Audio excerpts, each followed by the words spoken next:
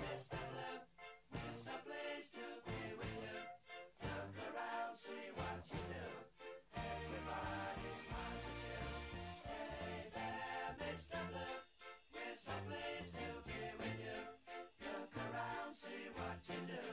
Everybody smiles at you.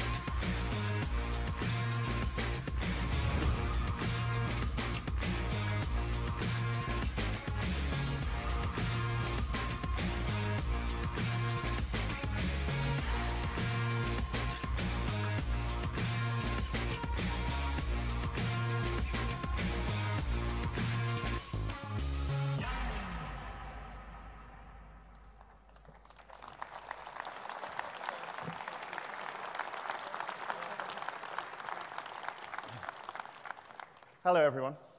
I'm Andrew Sharp. I'm the president of the National Convention.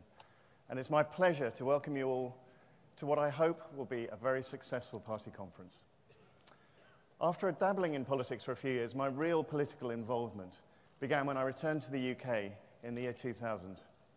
I'd spent a few years abroad, serving with the Royal Hong Kong Police, and then working in financial services in Hong Kong, Tokyo, and New York. When I returned home, I was less than impressed with what I saw Tony Blair and the Labour Party doing to our country. I decided to do something about it, so I got back involved with my local Conservatives. I've been proud to serve as the chairman of Epsom and Ewell Conservatives, Surrey Area Chairman, and the chairman of the South East Region.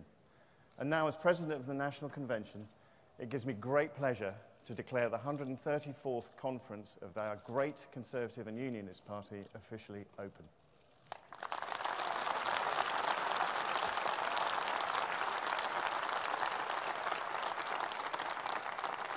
It really is wonderful to be back in Manchester. This city has shown once again this year its strength and resolve in the face of terrorism. The response of the people of Manchester to that dreadful and cowardly attack was an inspiration to the whole country. We pay tribute to them, to the victims of that attack, and to this great city. Here in Greater Manchester,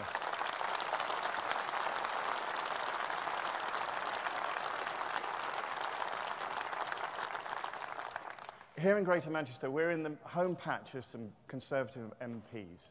Graham Brady in Altrincham and Sale West, Chris Green in Bolton West, Mary Robinson in Cheadle, and William Ragg in Hazel Grove. And here in the northwest of England, we are served by two excellent Conservative MEPs, Jacqueline Foster and Saj Karim.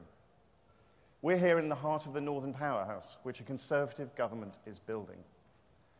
We're improving connections within and between the great towns and cities of the regions of the north, boosting education and skills, and backing enterprise and innovation, enhancing trade and investment.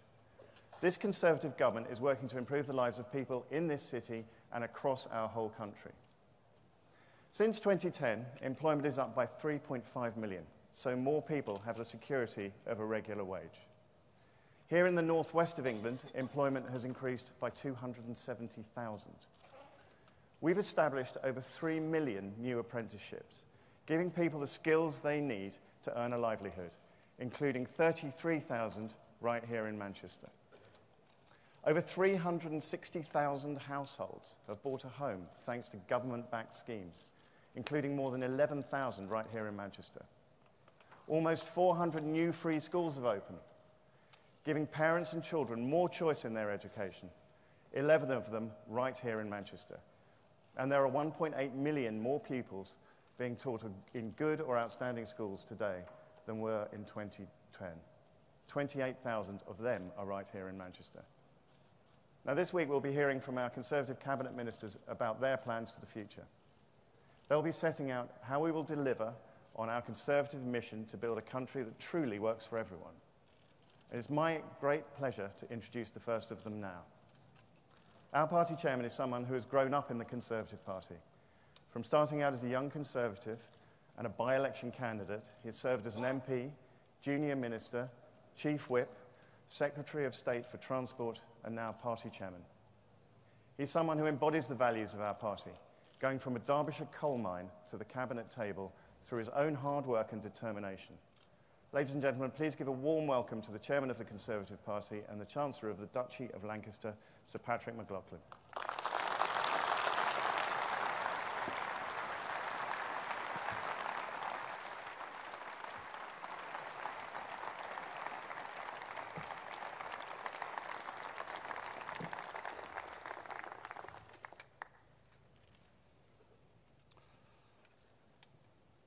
Good afternoon, Conference. I'm delighted that we are here in Manchester once again. As Andrew highlighted, just over 4 months ago, this city and its people were the victims of a horrendous terror attack aimed particularly at young people. It left 22 dead and scores injured. It is hard to imagine the impact on those families who have lost loved ones, those injured, their lives changed forever. In response to this attack, Manchester came together. This great city is an example to us all.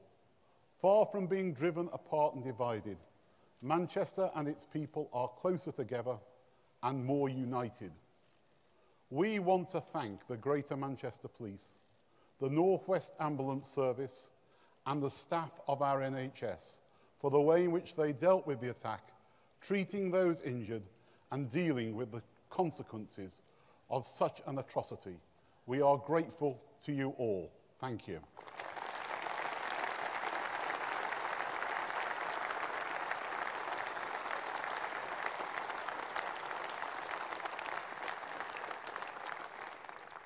Conference. This has been another unpredictable year in politics. We had brilliant local election results. We also had a general election that nobody expected to take place. We did not get the result we hoped for. Ahead of those local elections in May, I was out with our members across the country. I saw the hard work and dedication of our volunteers and our candidates. It is because of you that we achieved some outstanding results, winning overall control of 10 more councils and gaining over 550 more councillors. For a sitting government, it was an incredible result. We took control of Lincolnshire, Norfolk, Cambridgeshire, Gloucestershire, East Sussex, Suffolk, Warwickshire, the Isle of Wight, and Lancashire. In my own county of Derbyshire, we delivered a majority of 10 on the county council, something that hasn't happened for decades. Across the country, we took seats from Labour, from the Liberal Democrats, and from UKIP. In the mayoral elections, we saw 4 Conservatives elected in some of England's biggest cities. In the West Midlands, Andy Street delivered a huge victory, one that many predicted wasn't possible. And now, in the second largest city in the country, we have a Conservative mayor.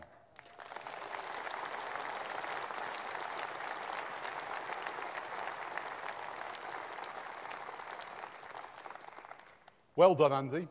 Thank you for your hard work and that of all the Conservative associations across the West Midlands and beyond who helped deliver such a stunning result. Ben Houchin in the Tees Valley also delivered a result which many said couldn't happen. A Conservative mayor for Darlington, Hartlepool, Stockton-on-Tees? Never. Say it again. Well done, Ben. You proved them all wrong and you made us all proud.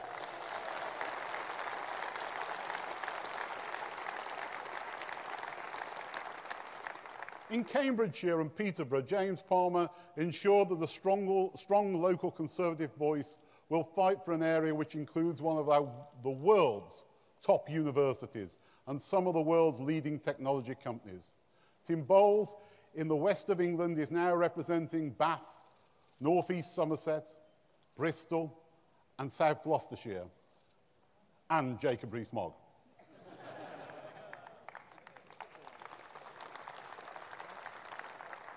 I know you and I want to congratulate each of our new Conservative mayors, along with all those new Conservative councillors up and down the country. Thank you to every single Conservative activist, candidate and association who fought so hard to get them elected.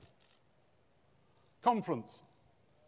Along with the rest of the Cabinet, I supported the Prime Minister's decision to have a general election.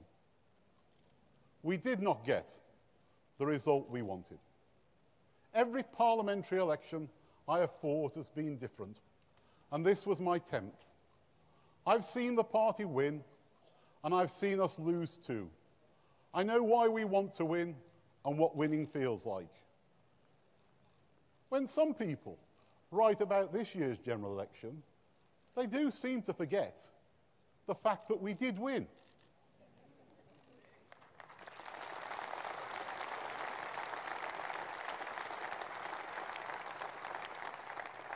We have a Conservative Prime Minister in Downing Street.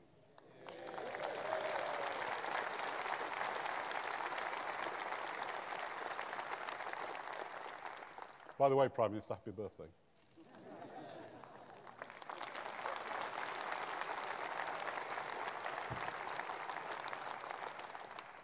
A Prime Minister who will be leading those crucial Brexit negotiations and working hard at home to build a country that works for everyone. This is only possible because of your hard work. Your hard work delivered some remarkable results. We increased our share of the vote for the 5th election in a row. We won seats like Stoke-on-Trent South and Mansfield, but we haven't held a Stoke seats since 1935 until Jack Brayton. We never won Mansfield before until Ben Bradley. We achieved a tremendous result in Scotland, winning 13 seats where we only had one.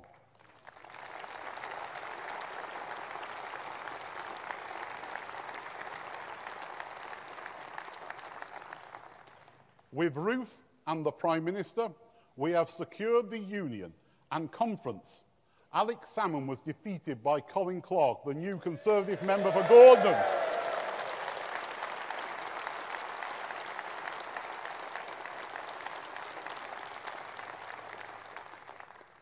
Because of your hard work, we've been joined by new MPs, Lee Rowley in North East Derbyshire, Simon Clark in Middlesbrough, and Middlesbrough South and East Cleveland, and Kirsty Hare in Angus.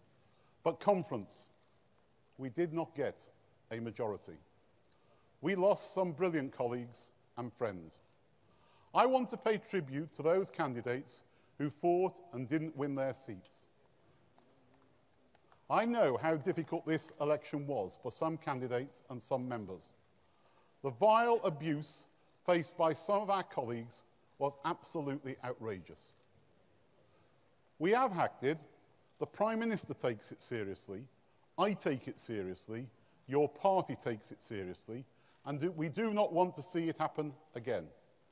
The Prime Minister has asked the Committee on Standards in Public Life to look into this and suggest measures to protect those who take part in the democratic process. I gave evidence to the committee, and we as a party have made representations highlighting many of the disgusting abuses that took place. It has no place in our great democracy. Conference, I know how hard it is to lose. I fought my first election in 1983 in Wolverhampton, South East, and lost. Still, somebody else from Wolverhampton, South East, great part of the country. To those of you who have fought and lost, I hope that you will give it another go. Fight again. During the election, I visited dozens of seats up and down the country. I saw how hard you fought this year. I want you fighting at the next election. I want to thank you for all the work, not just at the general election, but at the local elections, and every time you do something to support our great party. You, our members, are the heart and soul of the Conservative Party. I've been a member of this party now for over 40 years. Like you, I care passionately about the Conservative Party. And like you, I'm proud to be a Conservative. I am sorry that we did not get the result that we hoped for. And I know, as do all my colleagues, that it was not because of the lack of hard work on your part. Conference, you are our members, are the reason why we are still in government. We're not complacent. There is no place for it. At CCHQ, we're making the necessary changes to ensure that working together, we can deliver a majority when the next election comes. We're changing the way we work. We brought in new people, and we've developed new technologies to take on the fight to Labour. Mick Davis has taken on the role as Chief Executive. We've appointed new Vice Chairman, Stephen Hammond, to head up our efforts in London, Alex Shelbrook for our international work, and David Brownlow to head up our campaigning. And we're working on more appointments. We know that having local campaign managers work, so we are appointing more of them across the country to work hand in hand with you to ensure that when the next election comes, we are ready. And we're going to invest in them to ensure that they're here for the long term. I want to welcome the new members of the team and say how grateful I am that I am working with you to build the best campaigning organisation we can. But more important than all that, we are listening to our members across the country. You know our party, its candidates, and what we need to do to improve better than anyone. Eric Pickles has completed his review into this year's general election. I want to thank Eric and his team for all the work they did over the summer to help improve our party. He's been listening to your views, and I hope that you took the opportunity to share your experiences and thoughts about the campaign and what we need to do to make this party stronger. As part of the review, the Deputy Chairman, Amanda Sater, and I have taken part in a number of members' forums across the country to hear from party members directly. It is always inspiring to hear the work that you're doing on the doorstep. We won't stop listening. At this conference, we're going to be listening to your ideas as well. I will be out visiting associations across the country to hear about ways of campaigning what works in your area and what we need to do better. I have been where you've been. Like the Prime Minister, I come from the voluntary party. We were both councillors before we became members of Parliament. We know the work you do. 40 years ago, I attended my first conference. So impressed was I've still got the handbook. It was a bit different in those days. My attendance wasn't as remarkable as that of another young man, William Hague. He told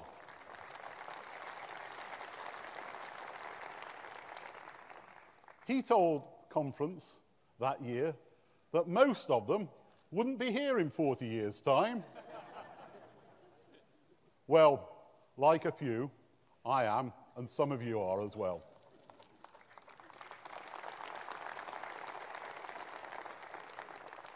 I'm proud to say that at this conference I'm reintroducing contributions from the floor, from our members.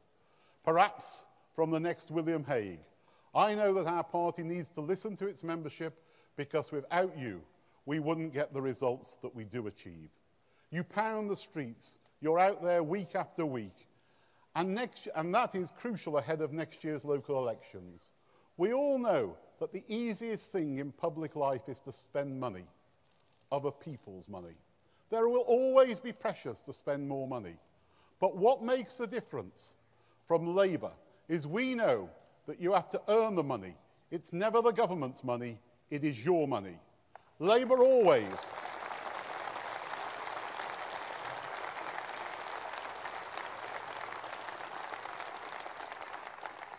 Labour always takes it too far.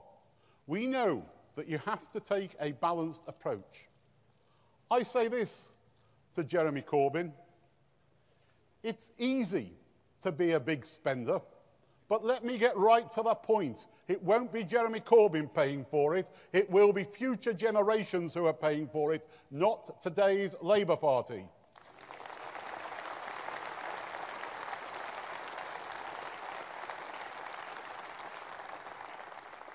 We all know that Labour will always run out of other people's money.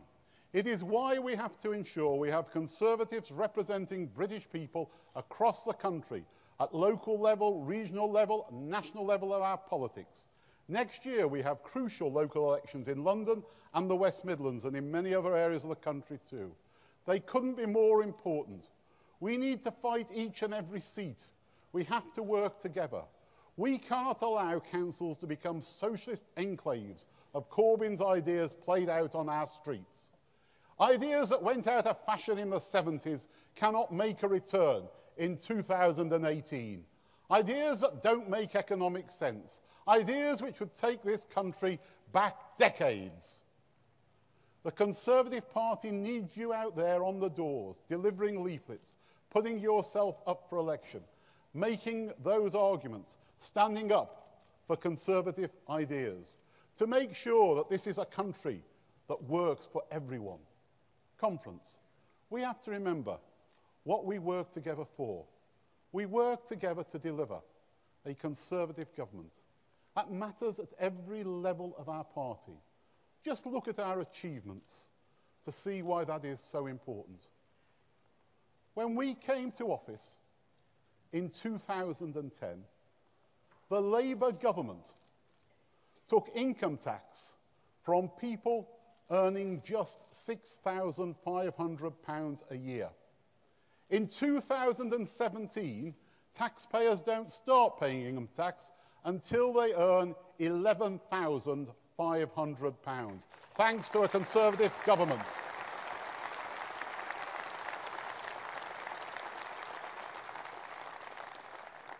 It means that a basic rate taxpayer keeps over £1,000 more of their earnings each year. In 2010, under Labour, unemployment was at almost 8%.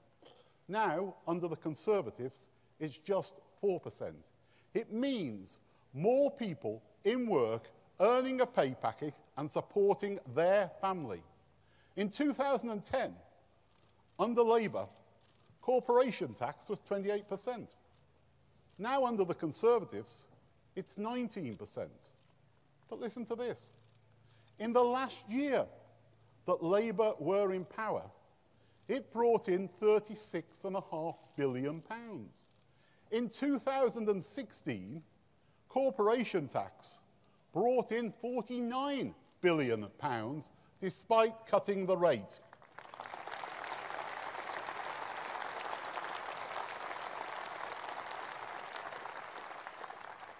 That means that businesses see this country as the best place to invest.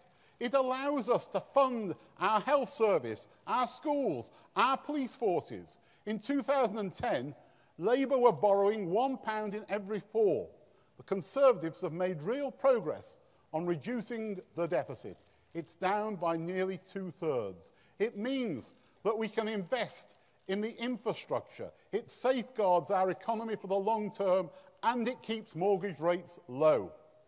Crime is down by more than 1/3 since 2010. It means that people are safer on our streets and in their home.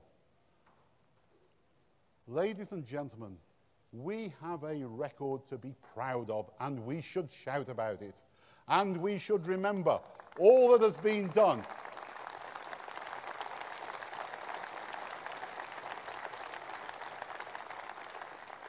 Despite being handed a disastrous economic legacy by the last Labour government.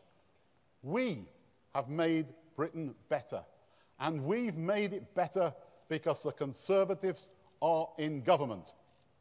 And the simple fact is, Conference, that we are only in government because of you and because of your hard work ensuring that we can form one. Conference, we can do more, we must do more, and we will do more. This is an ambitious government, a government with high aspirations for our country, a government with a vision to deliver them. Last year, on becoming Prime Minister, Theresa May spoke on Downing Street about fighting injustices. We know that the Conservative Party has the answers.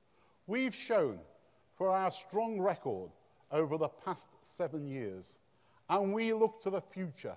It will be a Conservative Prime Minister with a Conservative Cabinet delivering for Britain.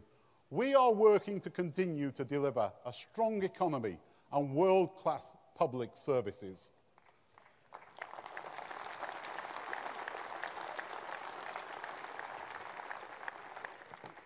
Dealing with our debts, but also investing. Keeping taxes low and taking a balanced approach. Delivering the best Brexit deal for Britain, a deal which works for Britain. Ensuring fairness for working people. Making sure that we have a country where you get out what you put in. Fighting injustices like the gender pay gap, modern-day slavery, racism and discrimination, as well as providing greater help and recognition for those with mental health conditions. And every step of the way, we will protect and strengthen the Union, the precious bond between England, Scotland, Wales and Northern Ireland.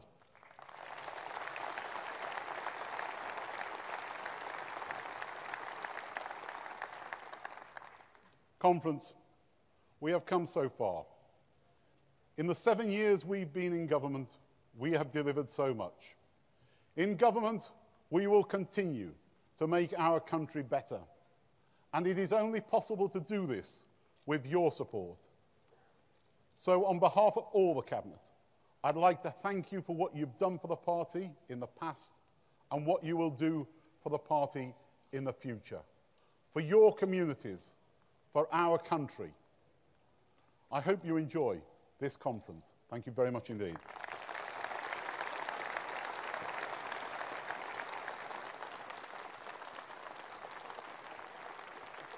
Thank you.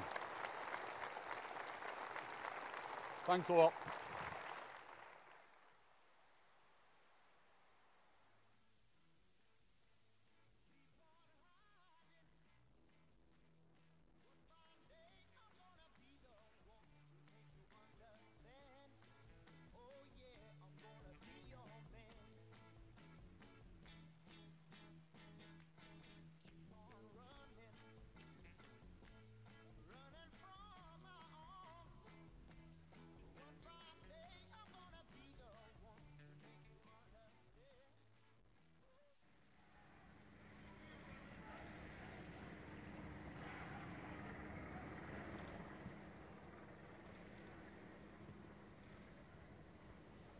I have just been to Buckingham Palace, where Her Majesty the Queen has asked me to form a new government, and I accepted.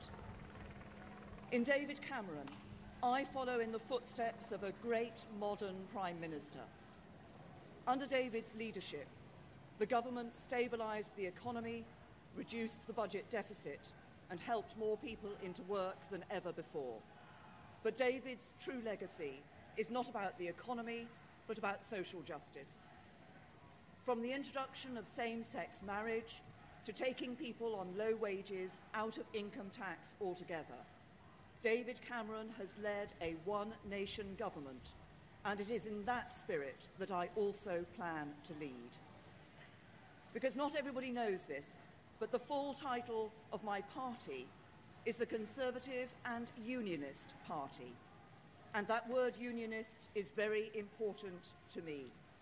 It means we believe in the Union, the precious, precious bond between England, Scotland, Wales and Northern Ireland.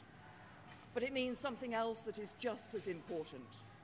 It means we believe in a union not just between the nations of the United Kingdom, but between all of our citizens, every one of us, whoever we are and wherever we're from.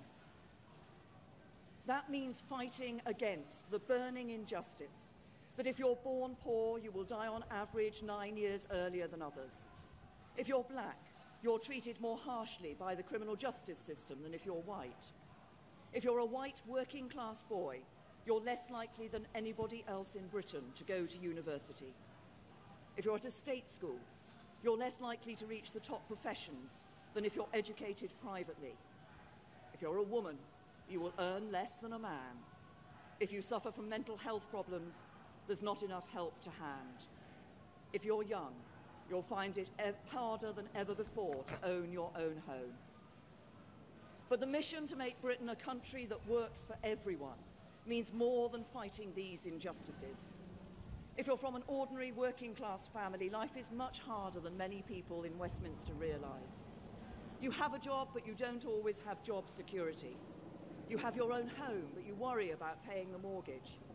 You can just about manage, but you worry about the cost of living and getting your kids into a good school. If you're one of those families, if you're just managing, I want to address you directly. I know you're working around the clock. I know you're doing your best, and I know that sometimes life can be a struggle. The government I lead will be driven not by the interests of the privileged few, but by yours. We will do everything we can to give you more control over your lives. When we take the big calls, we'll think not of the powerful, but you. When we pass new laws, we'll listen not to the mighty, but to you. When it comes to taxes, we'll prioritise not the wealthy, but you. When it comes to opportunity, we won't entrench the advantages of the fortunate few. We will do everything we can to help anybody, whatever your background, to go as far as your talents will take you. We are living through an important moment in our country's history. Following the referendum, we face a time of great national change. And I know, because we're Great Britain, that we will rise to the challenge. As we leave the European Union, we will forge a bold, new, positive role for ourselves in the world. And we will make Britain a country that works not for a privileged few, but for every one of us. That will be the mission of the government I lead. And together, we will build a better Britain. Ladies and gentlemen, please welcome the First Secretary of State, Damien Green.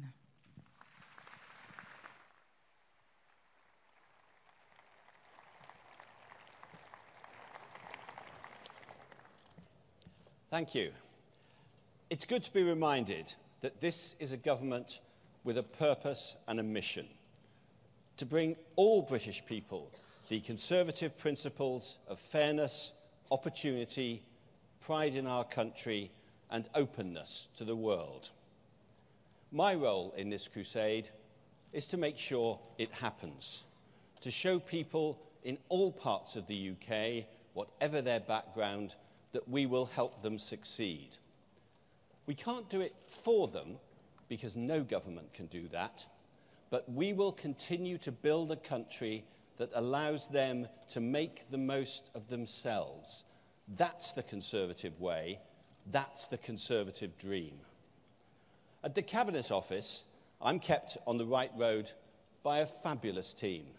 My ever-diligent ministers, Chris Skidmore and Caroline Noakes, our hard-working parliamentary private secretaries, James Morris and Will Quince, our all-seeing whip, Stuart Andrew, and in the Lords, simply the most decent man in British politics, George Young. I thank them all.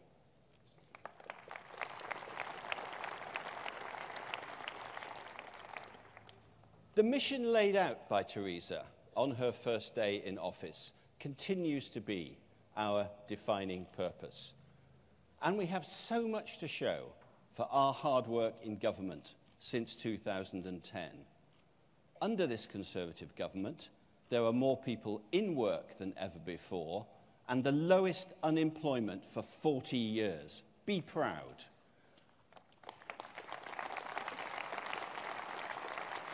Under this Conservative government, 1.8 million more children are in good or outstanding schools. Be proud of that.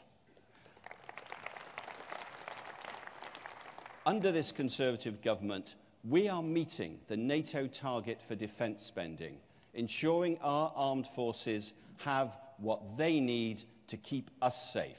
We should be proud of that. And under this Conservative government, 67 million children around the world have been immunised against preventable disease. Be proud of that as well. So let's be clear that when the Labour Party tries to paint us as unfeeling and hard-hearted, they are Britain's biggest purveyor of fake news. We are helping more people into work than ever, allowing more mental health trained professionals to treat patients than ever, seeing more children from disadvantaged backgrounds go to university than ever. That's modern, compassionate conservatism in action. And Labour's Twitter trolls can go and stick that in their timeline.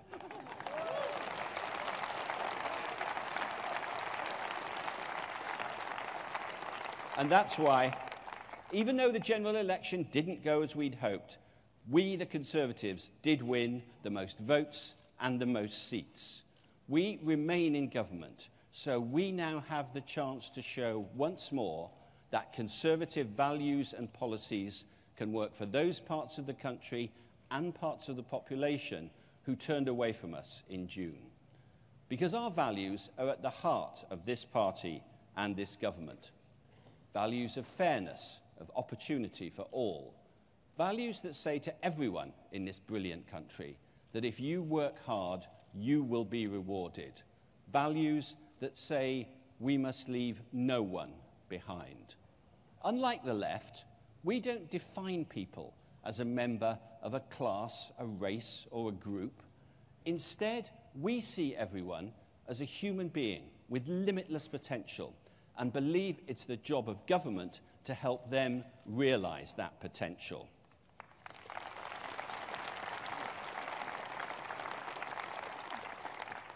And these values set out our mission as Conservatives.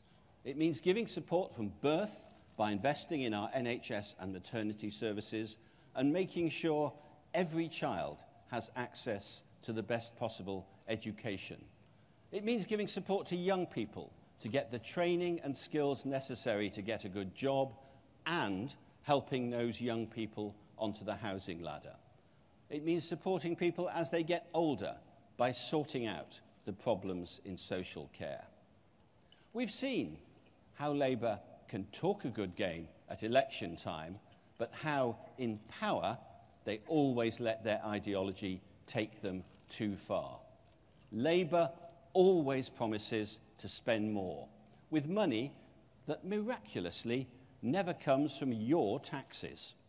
On the economy, they will promise more for health, education, the police, welfare, aid, roads, rail, housing, Christmas presents, birthday presents, free cakes at tea time and unicorns on demand.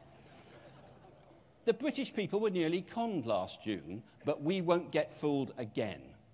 Conservatives take a balanced approach, so we deal with our debts while keeping our economy strong. But at the same time, we know that we need to handle the most pressing policy challenge for decades, securing a good Brexit deal. As the Prime Minister said in Florence, while we're leaving the EU, we are not leaving Europe. The UK has always and will always stand with its friends and allies in defence of our shared values, our security, our joint stability, and our prosperity. We don't need to become Norway or Canada, great countries though they are.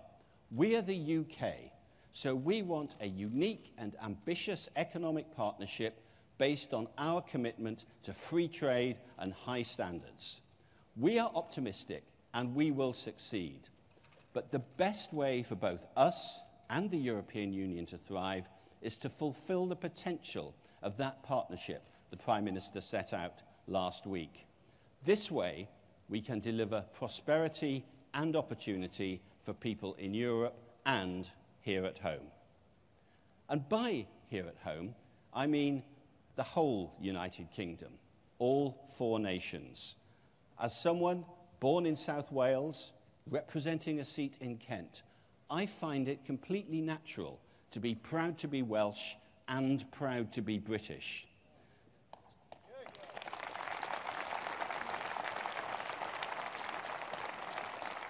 So in Scotland, the great Ruth Davidson continues her work of fighting back against the tide of separatism. In Northern Ireland, James Brokenshire is working tirelessly to restore devolved government. And this party, the Conservative and Unionist Party, will always be committed to upholding the union of England, Scotland, Wales, and Northern Ireland. Every part of the United Kingdom is made better because it is part of the United Kingdom.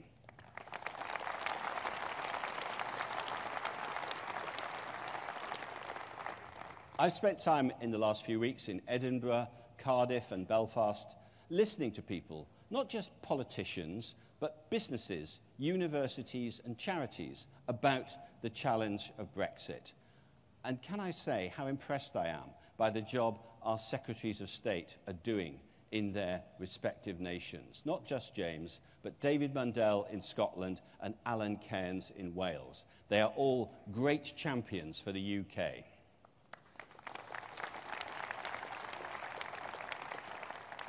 Partly because Conservatives in all nations of the UK are also Democrats. We respect the result of elections and referendums. I respect the result of the referendum that kept our voting system, unlike Vince Cable. I respect the result of the referendum that rejected Scottish separation, unlike Nicola Sturgeon. I respect, though I campaigned the other way, the result of the referendum on Brexit, unlike Keir Starmer. I would have said, unlike Jeremy Corbyn.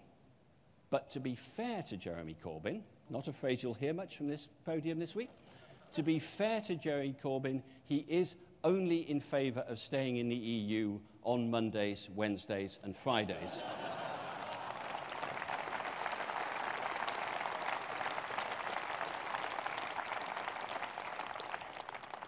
Of course, Brexit is a huge challenge facing us in the next 2 years, but it must not and will not take all of our attention. We must also make a positive difference in people's daily lives. As the election showed, we need to show how we can give young people a stake in our society. Free market economies and democratic societies are by a mile the best way to spread prosperity, power and hope for young people.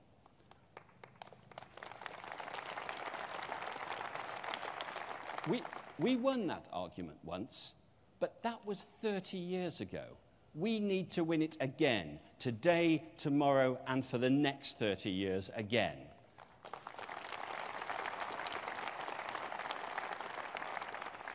And we need to start at home. We are now looking at too many young people who no longer expect to own a house in their lifetime. This is bad for them, bad for the stability of our society, and profoundly unconservative. So we will get to work building more houses and opening up the housing market. We will meet our 2015 commitment to deliver 1 million homes by the end of 2020, and will deliver 500,000 more by the end of 2022.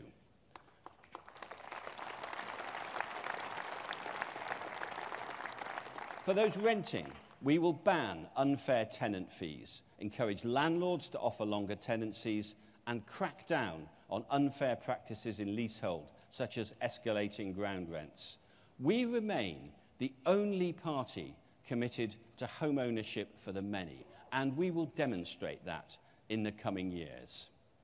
We also need a distinctive Conservative message in our cities. We've already achieved a huge amount with the creation of genuine local power centres through the directly elected mayors. When I fought Ken Livingstone in Brent East 25 years ago, one of my most active activists was a keen young man called Andy Street. So I'm thrilled for him and all the other Tory mayors in cities around the country, in the west of England, Cambridgeshire and Peterborough, and the Tees Valley, all Conservative local government in action. Then we have our city deals.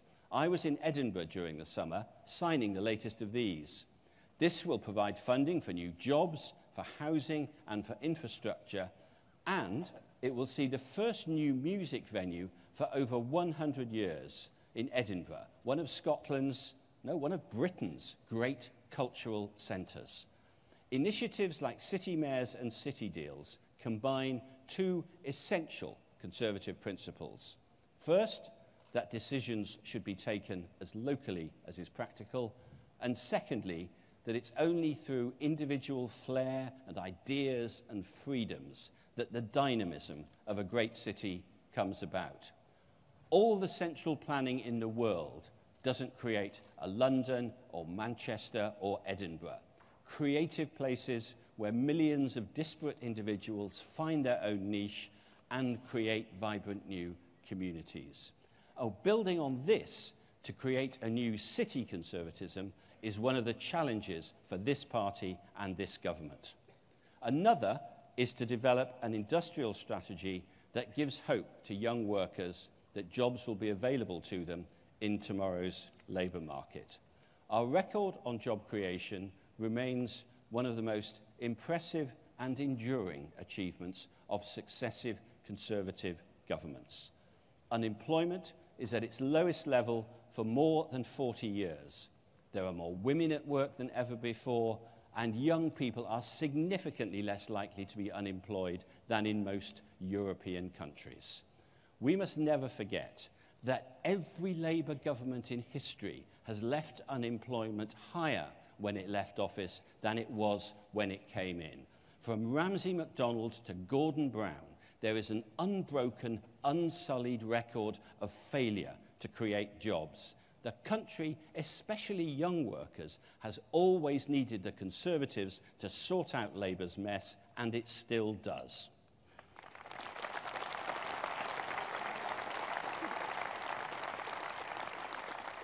Because when we say that we want to sort out problems with excessive boardroom pay or energy prices, we do that because we are pro-business and pro-competition. Conservatives want to stop abuses in business. Labour just wants to abuse business and business people. We want to reform business not because we are anti-business, but because we are pro-business. But we can only make these arguments persuasively if we tackle some of the real problems we're facing in our society. The terrible events at Grenfell Tower are a stark demonstration that there are communities in this country who've been so let down over the years by state institutions. They feel they've got no voice. They're not being heard. So we need to tackle injustice and discrimination in our country. That's why the Prime Minister has ordered an audit of race disparity in our public services, why she's committed to end the stigma surrounding mental illness, and why we aim to get 1 million more disabled people into work in the next 10 years. These are practical social policies that will demonstrate not just that Conservatives care, but that Conservatives act on their concerns. That's why we're in government today, and that's why we need to remain in government. Not just for the good, but negative reason that the alternative is a front operation for the hard left, a Labour Party with MPs that abuse Prince Harry for his service in Afghanistan and that tolerates an undercurrent of anti-Semitism. There was a time when we needed to be warned about sounding nasty. I tell you, there is still a nasty party in Britain in 2017, and it's called the Labour Party.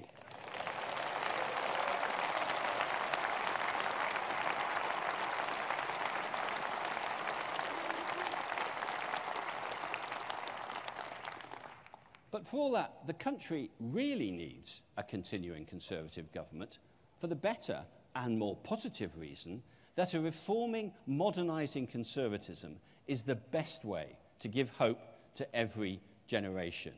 So let's be bold, let's be united, and show that only a Conservative government can tackle the injustices in our society with practical action.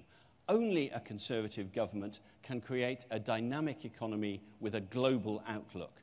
Only a Conservative government can build a country that works for everyone. That's our goal, that's our mission, and with your help, we will achieve success. Thank you very much.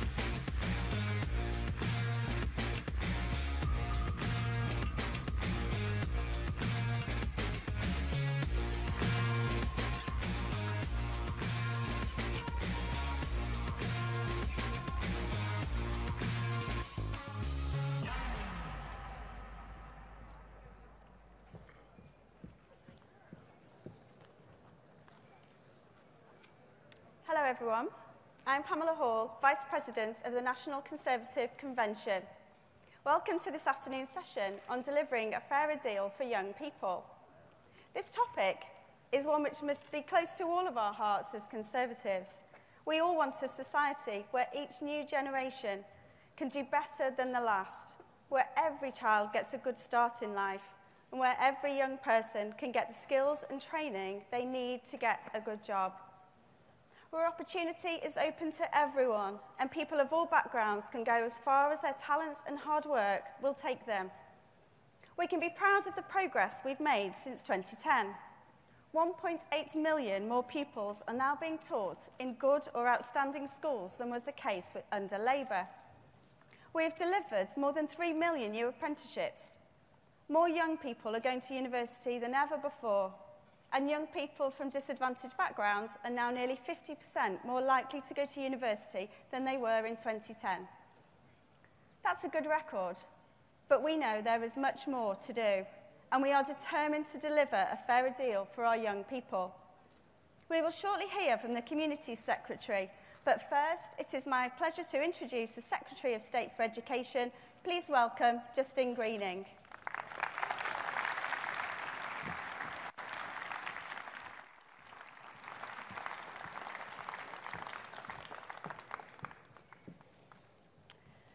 Conference, good afternoon, and it's absolutely fantastic for us all to be back here in Manchester. For our country to prosper and succeed in the future, we need to make it a country that really does work for everybody. And education and skills are right at the very heart of that ambition. Our party in government has made huge improvements to our education system. Improvements that are transforming the opportunities for our young people and for our country. And we should be exceptionally proud of that fact. As you've heard, 1.8 million more children being taught now in schools that are either good or outstanding compared to when Labour were voted out in 2010. And this hasn't just happened by accident. Labour's legacy was grade inflation. That meant ever-rising GCSE grades while standards fell.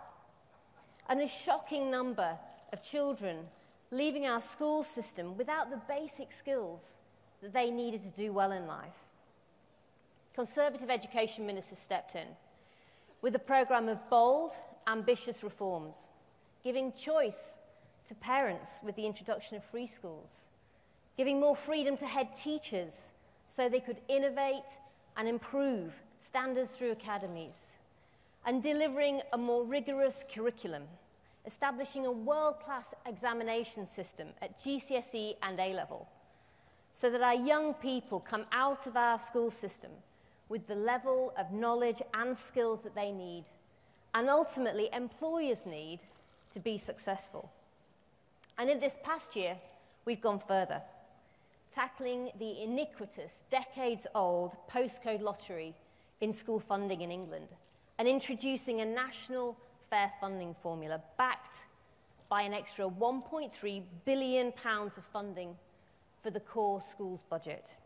And in the last month, we've also delivered on our promise to introduce 30 hours of free childcare for working parents.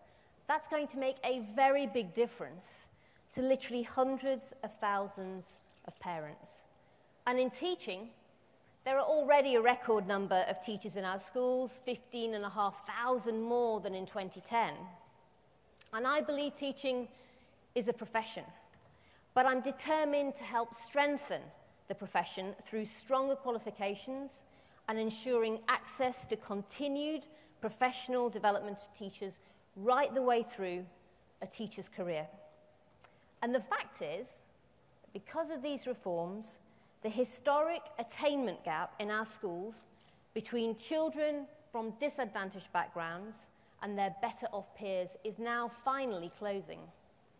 And in higher education, thanks to our reforms there and the removal of Labour's perverse cap on student places, which was literally a cap on aspiration, more talented young people from disadvantaged backgrounds than ever before are now getting a chance to be able to go to our world-class universities. In fact, last year, 18-year-olds from disadvantaged areas were 43% more likely to be able to go to university than in 2009. But there's a whole lot more that we can and we must do to help make sure that this really is a country that works for everyone, and that the benefits of our education reforms are spread to all areas, so that how far someone can go in life isn't determined by their family or indeed where in the country they're born. But we know that for some children, their development has already fallen behind on literacy and on numeracy by the time they even start school. So I'm announcing that the next phase of our £140 million Strategic School Improvement Fund will include a new focus on boosting literacy and numeracy during a child's reception year. And our maths hubs are already spreading excellence in maths teaching. And today I can announce that we're going to now invest a further £6 million to make sure that those maths hubs are in more areas where we know they need to make the biggest difference. And we'll also go further. We're going to create a 12 million network of English hubs in the Northern Powerhouse to further improve early language and literacy. And because great teachers are at the heart of a great education, I want to do more to support schools to be able to attract and keep the very best of the teaching profession.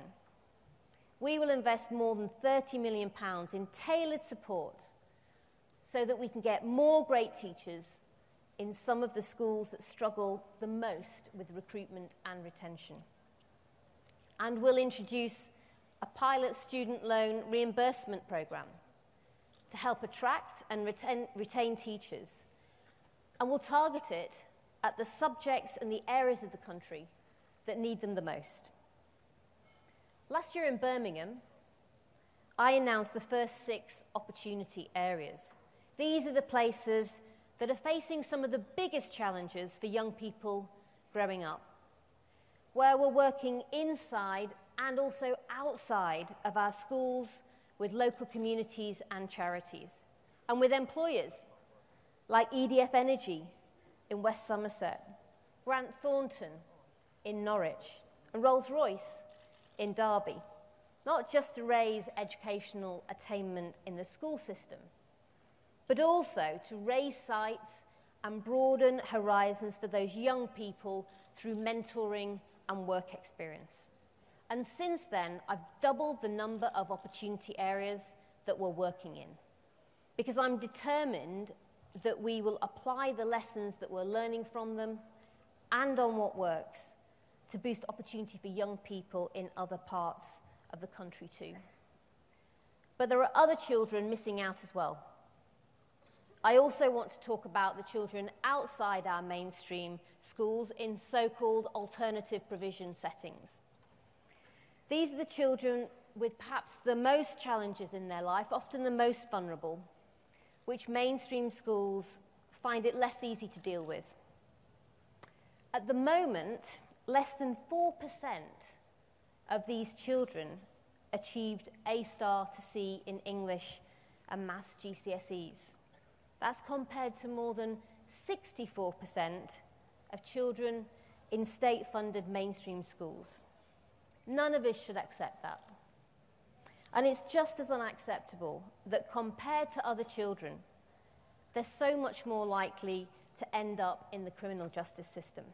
But with the right support, their lives could have been on track.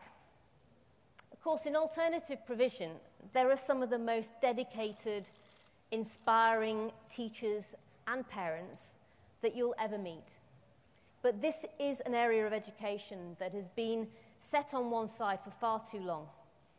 So I will bring forward proposals to ensure that alternative provision is the very best that it can be, and that the best practice that is already there in this field becomes the norm, so that alternative provision gives all the young people in it the opportunity to fulfill their potential. And we will make sure that those children can do better. Now, on technical education, many people don't realize that since 2010, with business, we've helped create more than 3.4 million apprenticeships. That's millions of opportunities for young people to get development in the workplace. And coming into this role, to me, it was vital that our education system post-16 should be gold standard for all our young people, not just the half who go on to do A-levels and university. That's what I said at a conference last year.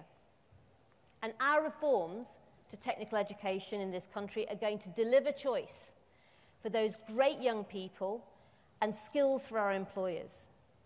As we prepare to leave the European Union, this has never been more important for our country, because this great country of ours needs a skills revolution. And I want our country to have an army of skilled young people there and ready for the British businesses that so badly need them. Labour was happy to import skills. As a Conservative government, we are going to build up our homegrown talent. And that's why, in the budget this year, hailed by the CBI as a breakthrough budget for skills, we announced a £500 million a year extra investment in technical education reform. We will pursue excellence in further education, as we have in our schools. And we will introduce T-levels, technical qualifications that will be every bit as rigorous and respected as academic A-levels. And we will make sure that the technical education ladder is going to reach every bit as high as the academic one. In 2015, we introduced degree apprenticeships so that individuals can earn while they learn. And in less than 2 years, more than 2,000 people have already started one.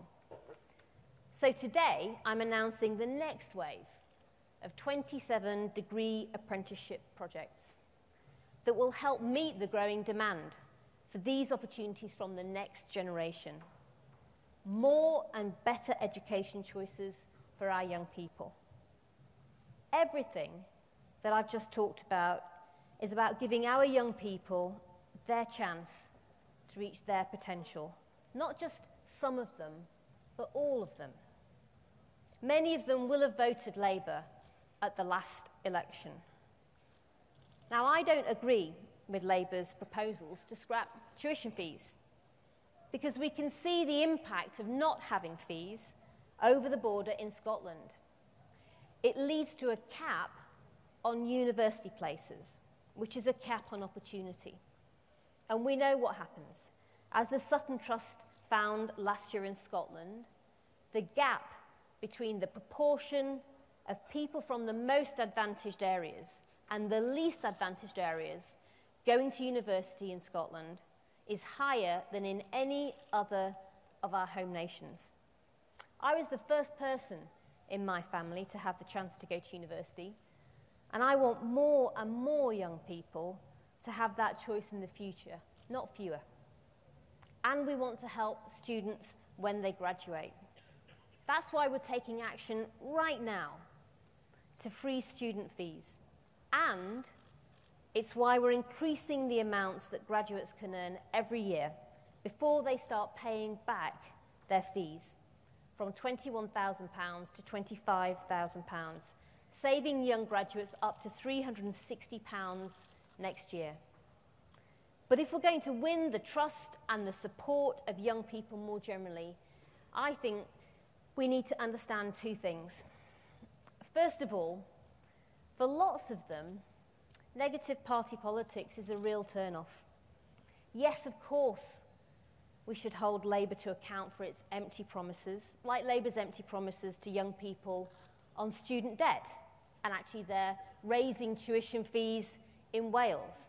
But that's not enough.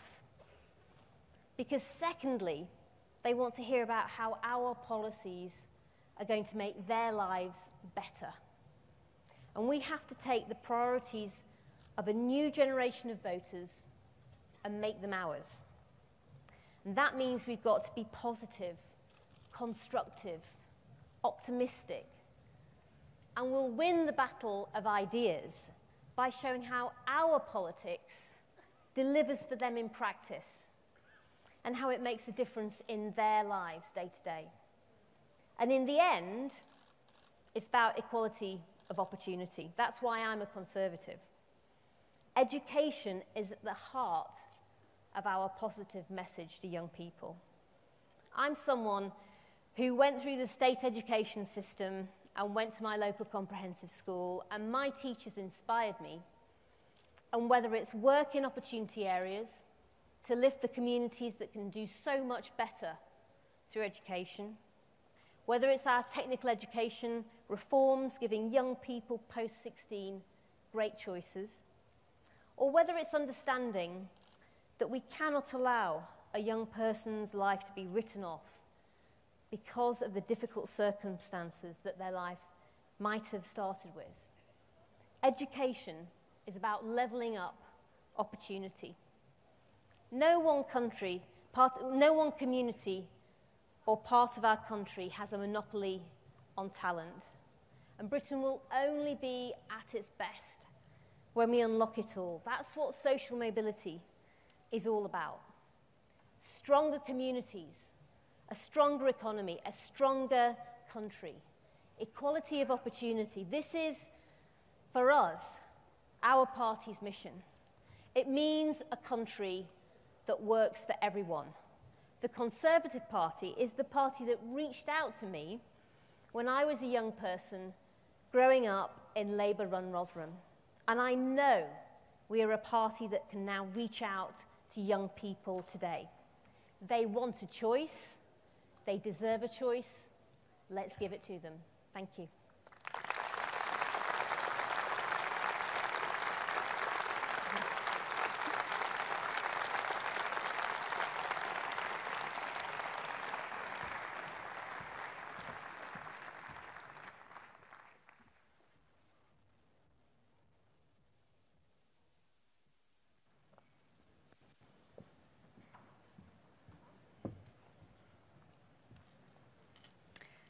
We Conservatives have always believed in building a property-owning democracy, and since 2010, we've been working hard to help more people to get onto and move up the housing ladder.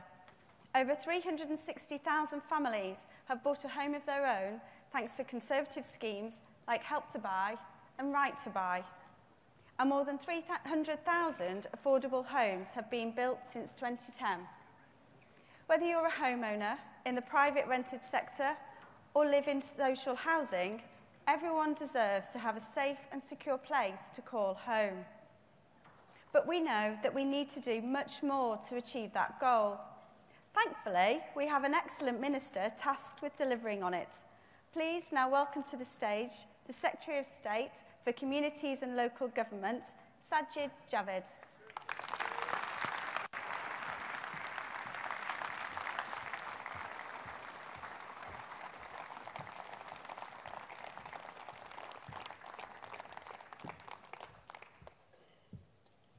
Ladies and gentlemen, we are just 1,500 yards away from the site of the worst terrorist atrocity this country has seen since 7/7. An attack that was aimed at children.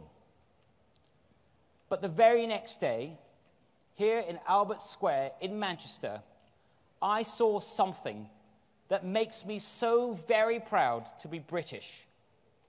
I saw a community united, people of all backgrounds, standing side by side, proving that the power of community in Manchester is so much greater than the power of those who seek to destroy it.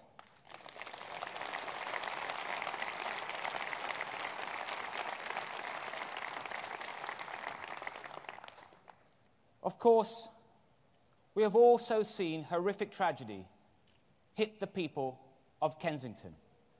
It is now over 3 months since Grenfell Tower was destroyed. But our shock at what the family suffered remains just as strong. We will not rest until justice is secured for the victims, and we must make sure that nothing like this can ever happen again.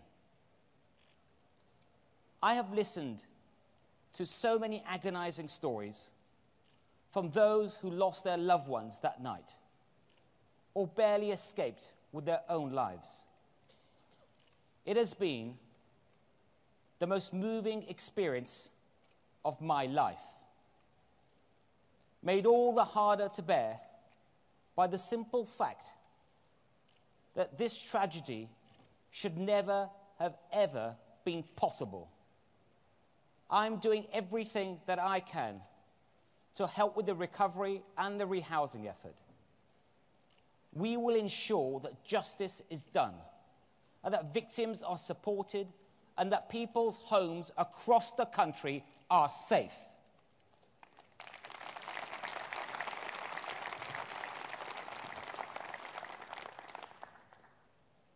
This is a matter of basic justice, and a sense of justice has always been at the heart of the Conservative Party.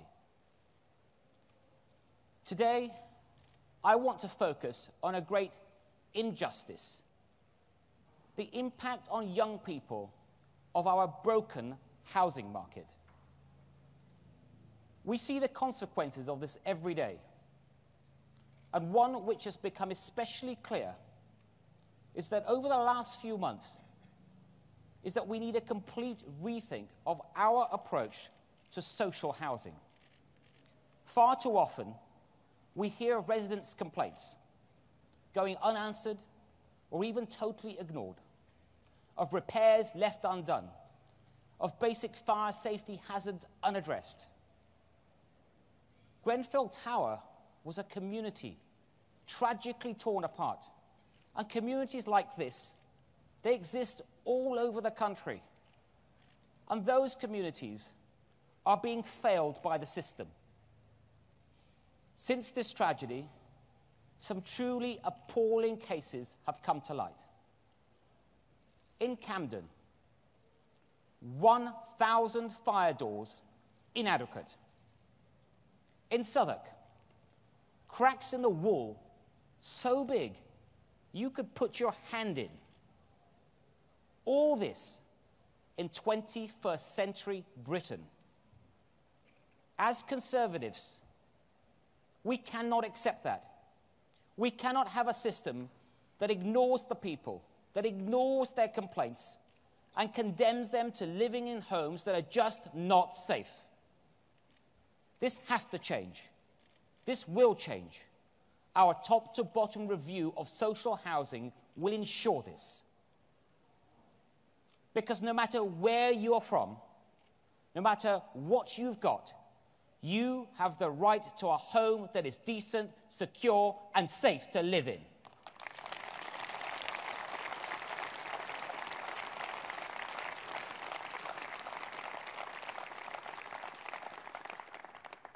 You see, the injustices in our housing market go beyond social housing.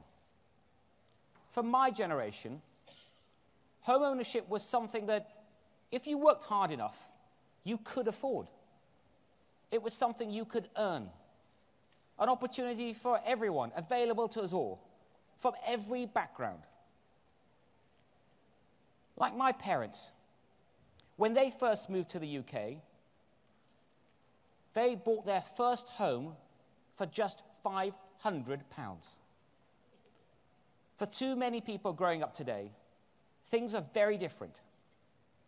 Walk down any high street, and you'll see young people with their faces pressed against an estate agent's window, trying and failing to find a home that they can afford. For them, increasingly, a house seems like something that you have to inherit. The opportunity that my generation took for granted now seems lost to so many. This is a national outrage and the biggest barrier to social progress in our country today. It is no wonder that we see so many young people angry, feeling left behind. This is a clear injustice at the very heart of our society. But the problem is not that we have a market. The problem is that we have a market that is broken. For decades, our planning system has failed to plan for the number of homes that we need. There has been too much control given to those who will never accept development. It's a mark of our failure on housing that the Labour Party, a party led by Jeremy Corbyn, is being taken seriously again. So what do Labour have to say? So little that their housing spokesman was barely allowed to speak at their conference. Well, don't worry. I can tell you what they've got on their mind. It's not a plan. It's not even a set of new ideas. It's just the same old disastrous policies. Higher taxes, uncontrolled spending, ill-conceived interventions and nationalizations, and even the return of rent controls. Policies that don't generate opportunity or new homes. Instead, they generate unemployment, rising prices, and crushing mountains of debt. It's what failed young people so badly before under Labour. Under Labour, house building reached a record low. Average house prices tripled, and social housing waiting lists rocketed by 700,000. We will never let Labour destroy the hopes of so many young people again. Never.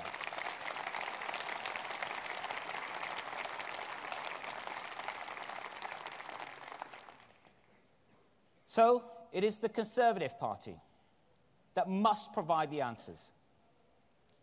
We've been making progress. 220,000 homes delivered last year, and a record number of planning permissions. But we still need to do much more. Last year, I told you that I would set out a plan to do exactly that. I published the first part of that plan earlier this year. It recognises that major reform is needed. We've been getting on with that, introducing a new measure of housing need just last month, which will finally see us start planning for as many homes as we need in the places that really need them. There is, of course, a lot more work to do. But today, I want to speak to you about another part of my plan. Because while getting more homes built is vital for fixing our housing market, as a party, we cannot focus only on helping people to buy their own homes. We have to face a hard fact: that barriers stopping young people from owning their own home will not be fixed overnight. In the last 20 years, the private rented sector has more than doubled in size. And young people are 3 times as likely to be renting. Now, many landlords offer a good, secure home for all their tenants. But frankly, some do not. Unreasonable rent rises, repairs left undone, and the threat of eviction if you try to complain. These are just some of the problems that renters can face, leaving them feeling ripped off and insecure. This is just not fair. Whether you rent or you own, your home is your home, and you deserve better than that. We've already been making some changes, incentivizing more secure tenancies, tackling rogue landlords, and investing in new homes for affordable rent. All hugely important steps. But the recent growth of the private rented sector means we need to go further and faster. We've been looking at letting agents' fees, and I can announce today that we will soon be publishing the legislation that will ban these unfair and unjustified costs for good.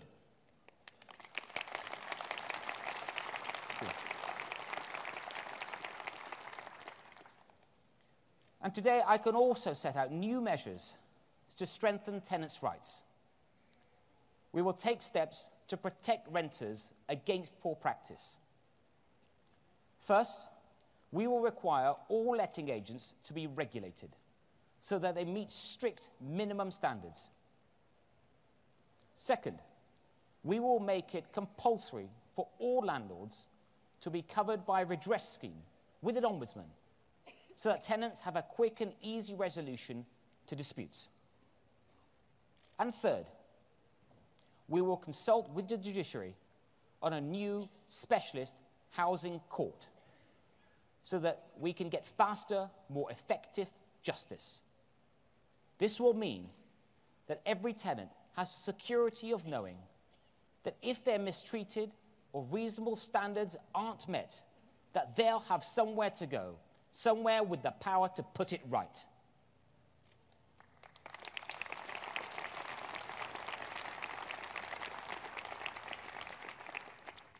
Also, we will be taking further steps to give tenants more security of tenure in their homes. All landlords should be offering tenancies of at least 12 months to those who want them. And they shouldn't be able to remove tenants when they have done nothing wrong without giving at least 3 months' notice. That's why, at the autumn budget, we will bring forward incentives, new incentives, for landlords who are doing the right thing. Because renters, just like homeowners, should be able to feel secure in their own homes. Now, during these challenges, whether it's helping people into home ownership or stamping out bad practice in the rental market, dealing with them, it won't be easy. But we Conservatives, we have a long history of facing up to problems in our housing market and then finding ways of getting rid of them. Right back in 1951, it was Harold Macmillan who generated a massive expansion of council housing. And it was Margaret Thatcher, who helped 2 million families into home ownership with the right to buy.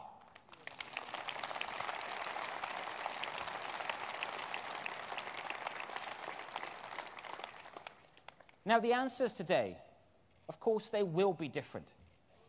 Some will be difficult. But I'm confident that we can succeed in delivering on them. As Conservative councillors and campaigners, it's what you campaign for every day. You've shown what we can achieve with spectacular results in this year's local elections. Right across Britain, 560 seats gained.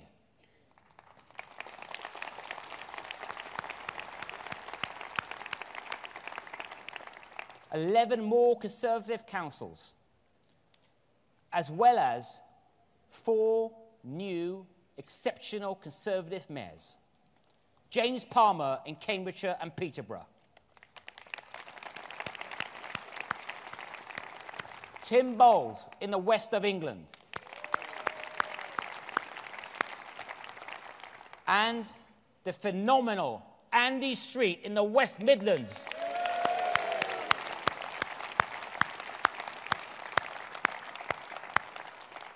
And of course, we should never forget the victory of Ben Houchen in the Tees Valley.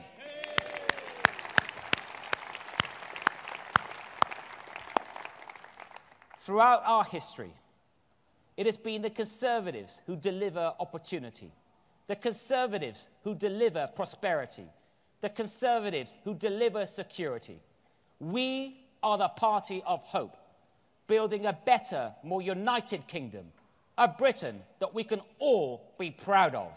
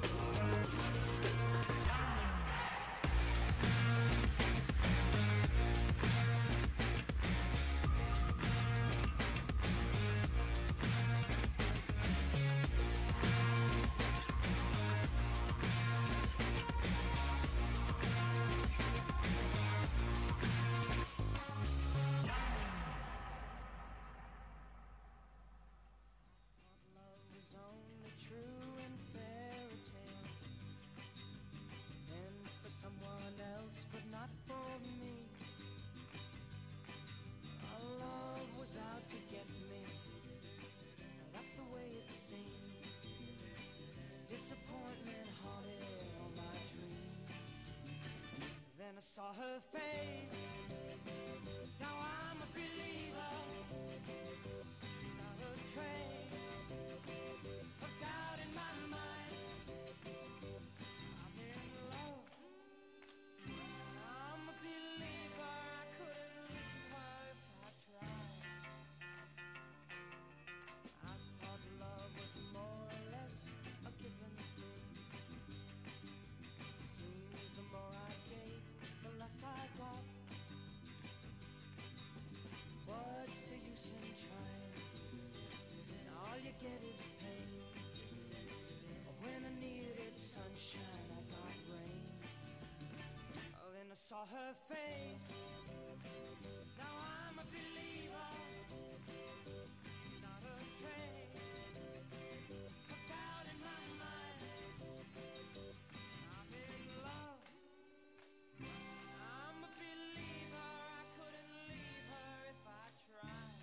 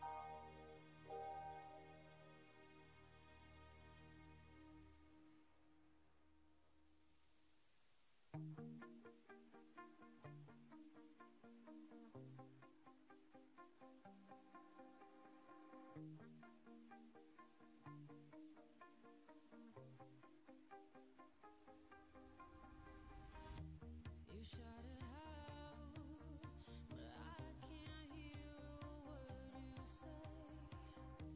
I'm talking loud, not saying much. I'm criticized, but how your bullets ricochet. Shoot me down, but I get up.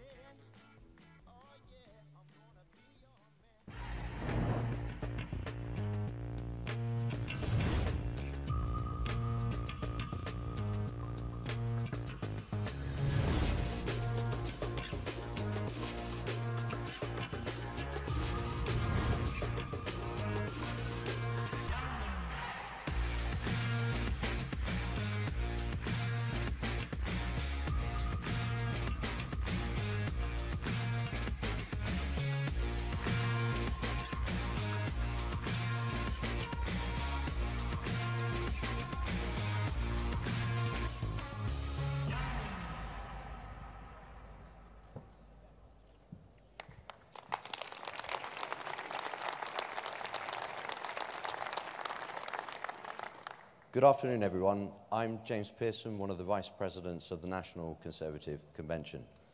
Welcome to this session on strengthening the union between all our citizens. This is something which goes to the core of our beliefs as a Conservative and Unionist party.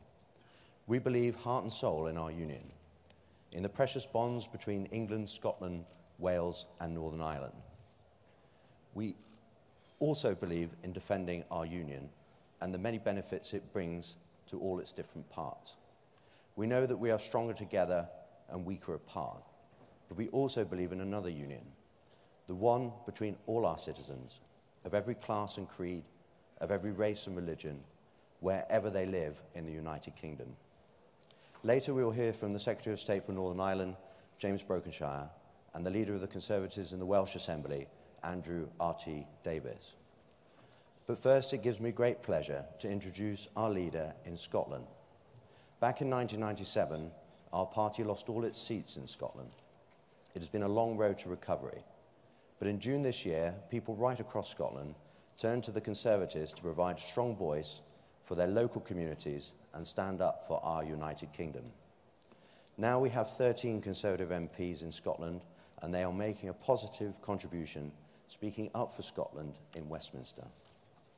At Holyrood, the Scottish Conservatives are the official opposition, holding the SNP to account for their failings in office and their tunnel vision obsession with independence at the expense of everything else. Under Ruth Davidson's leadership, our party has been rejuvenated in Scotland. We are all proud of this success, and I am delighted now to introduce the leader of the Scottish Conservatives, the Right Honourable Ruth Davidson, MSP.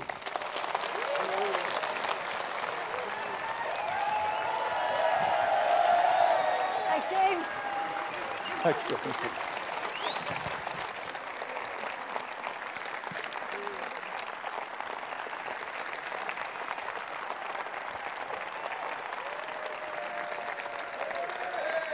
Thanks.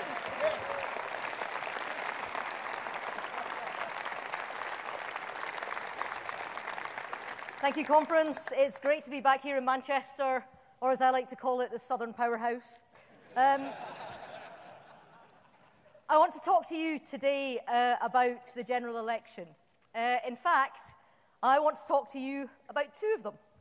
The first one was 2 years ago, and for us in Scotland, it was the same old story, knocking our pans in, hitting countless doors, delivering thousands of leaflets, too many conversations to count, and another pair of boots ruined.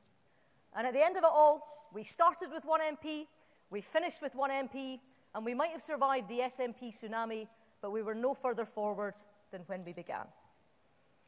We were still outgunned by those sodding pandas. But 2 years later, we had a second election this June. Back on the stump, back knocking those same doors, delivering more leaflets, having thousands more conversations. And yes, by the end of it, yet another pair of boots totaled. But this time, it was different. This time, people were looking for a serious alternative to a nationalism that had let down our schools and was more concerned with division than delivery. And we went from 1 MP to 13, our best result in decades. And after heroically holding the line on his own, suddenly David Mundell got some company.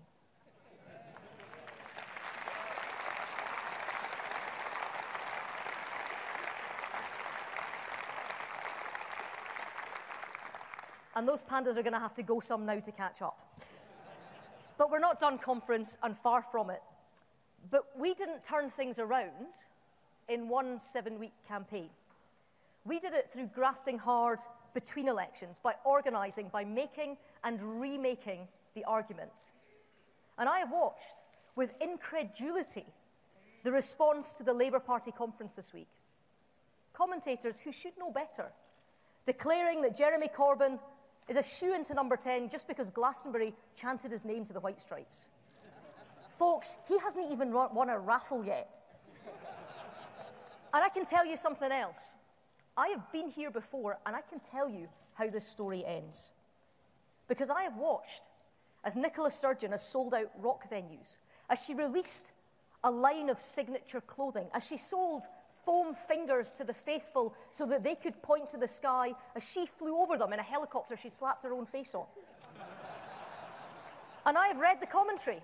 I've read the commentary that said that her momentum was irresistible, that everything would be swept away before her, and that the other parties in Scotland should just pack up and go home.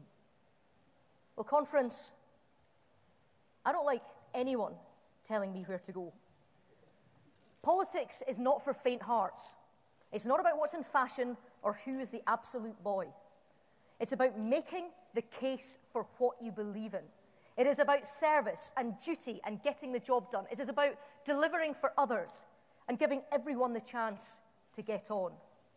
And just as the SNP came crashing down to earth, just as they lost 40% of their seats in June, just as 500,000 Scots chose to take their votes away, so too can the Corbyn bubble be burst, but only if we work hard to make it so.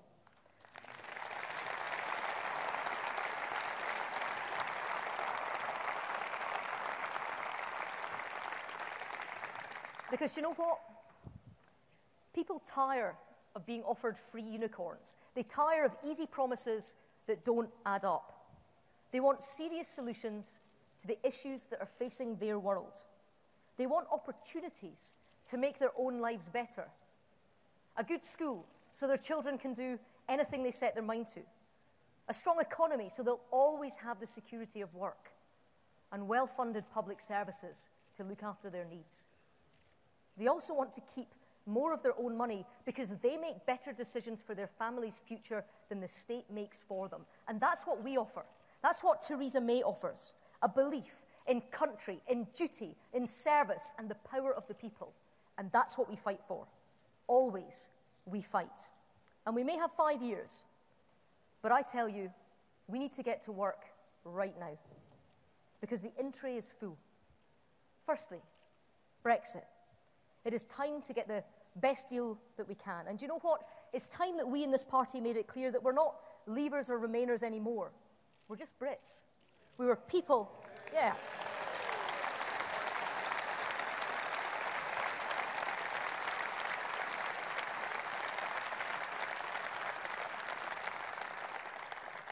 We were people who were asked to make a decision, who did, and who now want to deliver that decision in the best way possible. Who now must unite behind our leader to get the best deal for us and the right deal for Europe as well. And next, we've got to deliver that strong economy and world-class public services. 10 years of tough times since the crash, and it's time to show working families right across the UK, from a tenement in Glasgow to a one-bed in Grantham, that we've got their back. Yes, we've got record employment in the UK today, but we also need to recognise the pressures faced by the job-juggling generation, where 2 or even 3 jobs are needed to make ends meet. The sheer effort that takes just to keep going, the strain it puts on relationships, the stress of not knowing if you're going to make your rent, and what happens to you if you don't. These people are looking to us for answers and for action to make their lives easier, and it is our duty to deliver. Also, to make our country fairer, to make it clear that this party isn't there for those at the top of the ladder. This party is a ladder. It's what we're about. It's about helping people to move up and to get on. To be the party of home building, the party that enshrines excellence in education, no matter the school, the party that will take action on the low-wage economy and help lift living standards. Further, to be a beacon to the world, to help those that are hurting and to fight for those who can't fight for themselves, to go into bat for our friends and allies, to be able to say that when we go abroad, that despite the financial hit from the last few years, that my country, our country, kept its commitments to the world's poor, and we will continue to do so. And finally, conference.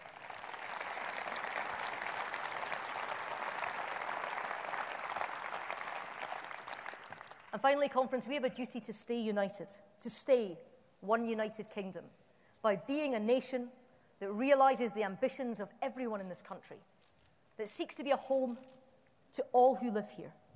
And I mean everyone, from the people who voted to leave the UK to the majority who voted to stay, from the people who voted to remain in the EU to the people who voted to leave, from the people who can trace their ancestors back generations to people who've settled here from somewhere else, who pursued that innate conservative instinct to better themselves and their families and build a new life in a new land.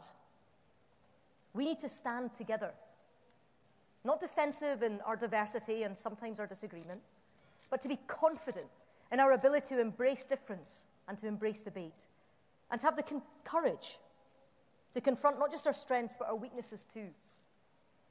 We are a remarkable union conference.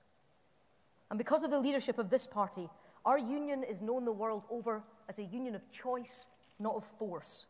A union that 3 years ago put our democratic right to choose whether to leave before its very survival.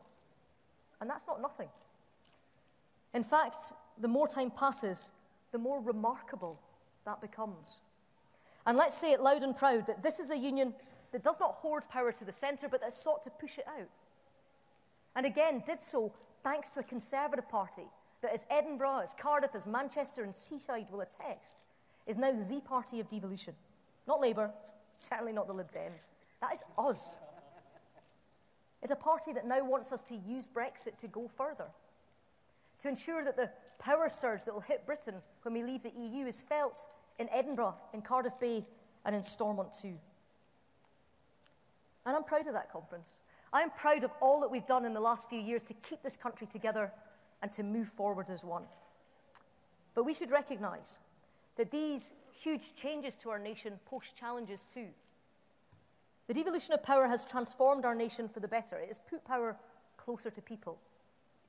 But at the same time, while we've built vigorous new devolved structures, we've not done enough to nurture that which binds us. As the Prime Minister said earlier this year when she was in Scotland, all too often Whitehall devolves and forgets. And the danger is that we become a country that stays together, but that lives apart, with all of the cracks exploited by those who would pull us apart for good. So let me make a plea today. Yes, let's absolutely press on with more devolution, but it's time for a bit more union too. More union right across Britain.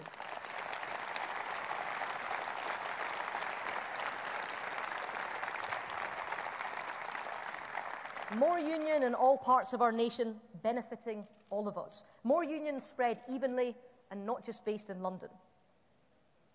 Now, conference, let me make this clear. I love London.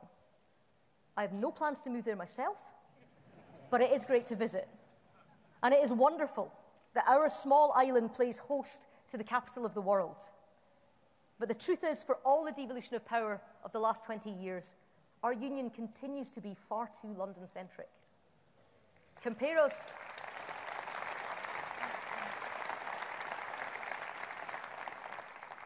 to our friends around the world. New York's global status doesn't diminish Washington's political clout, or LA's creativity, or Silicon Valley's entrepreneurialism. Instead, America has a cluster of great global cities. Or if you look at Germany, where Berlin's political heft is balanced by the financial hub of Frankfurt, or the industry of Munich.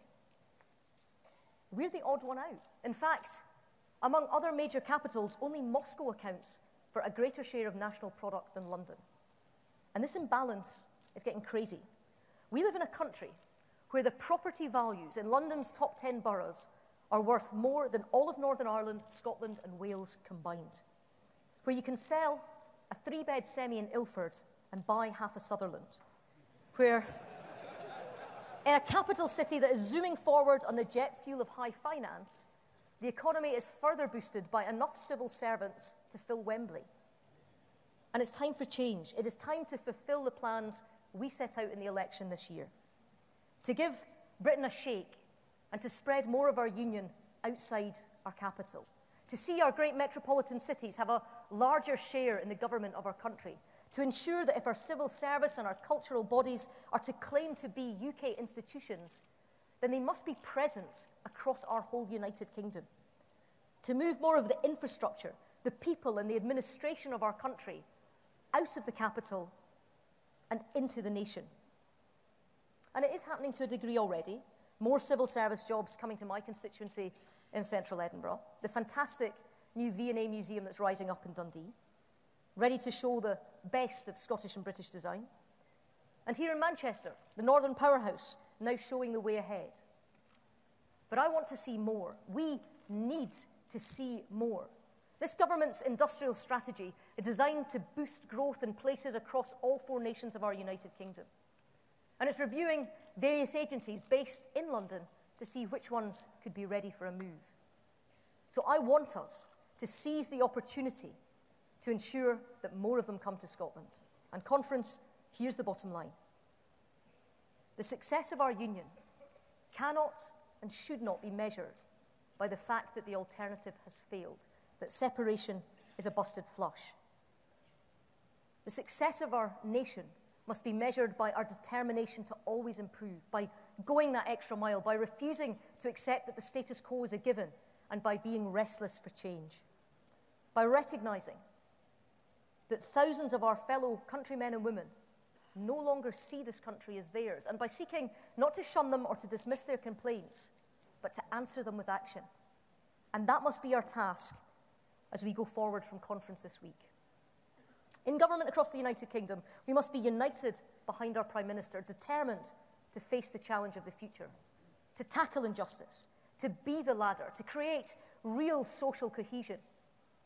And in opposition in Scotland, we must be ready to change and to win. Because I don't know about you, but after 10 years of SNP government, it seems to me like it's time for a new broom.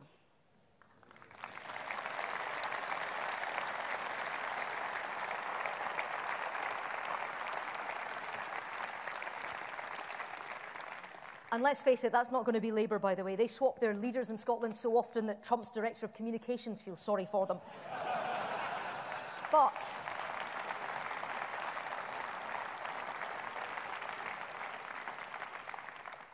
we're serious. We are serious about restoring Scotland's reputation as the education capital of the world. We are serious about boosting our productivity to get Scotland's economy firing again. And we are serious about running a government in Scotland that just gets on with the job for once. A government that you can trust to focus on the tough choices, to dump the tedious grievance politics and the petty complaints. Instead, to act as a grown-up partner with the reformed United Kingdom, eager not just to better Scotland, but in so doing, to better our wider nation too. And as a party, we are re-engaging with our roots. As Teddy Taylor once put it, we're not just there for the people in the big hooses, but for those who can clean their tenement step as well. That's the party that we are building in Scotland and across the United Kingdom.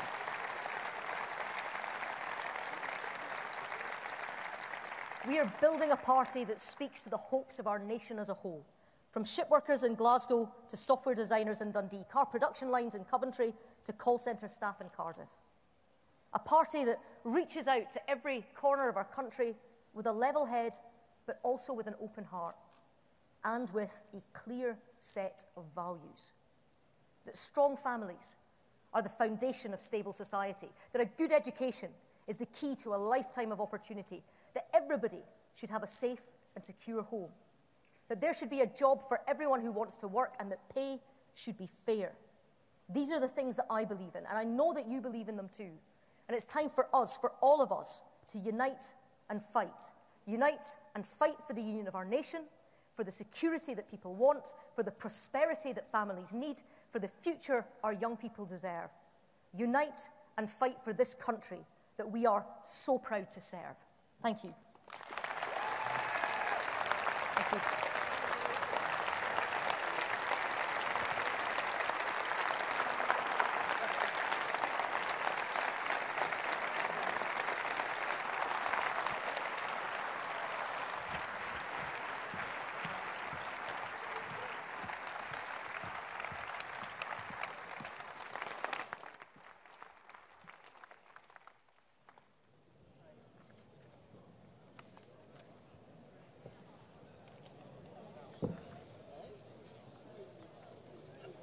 Thank you.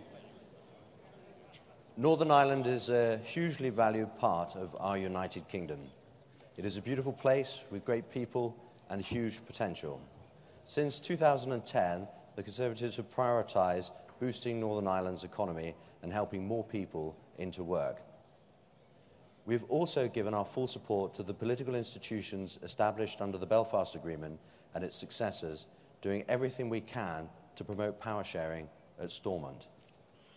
In James Brokenshire, Northern Ireland has a strong voice around the Cabinet table. So please welcome the Secretary of State for Northern Ireland, James Brokenshire.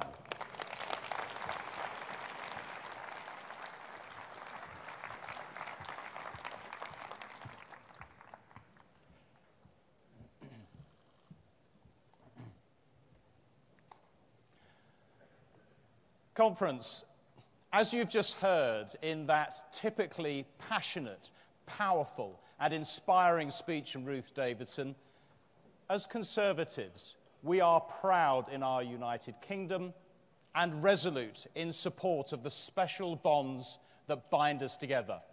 And it's great to have Ruth, as leader of the Scottish Conservatives, taking the SNP to task and taking that positive message to the people of Scotland.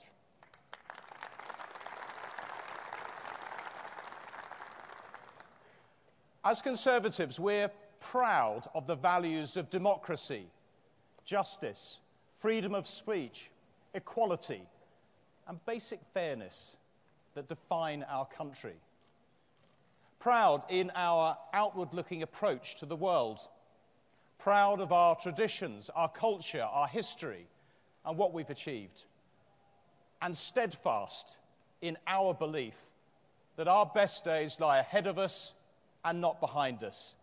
It is this spirit of optimism that guides our vision as Conservatives and how our prosperity is enhanced by our precious union of 4 great nations.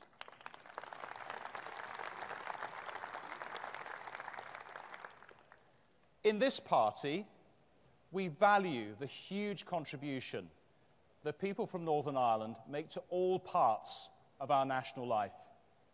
Business, the arts, science, technology, public service, sport. Our clear belief is that Northern Ireland's future is best served as part of a stronger United Kingdom, and the United Kingdom is strengthened by Northern Ireland. So let the message ring out loud and clear from this conference. In this party and this government, we will never be neutral in expressing our support for the Union.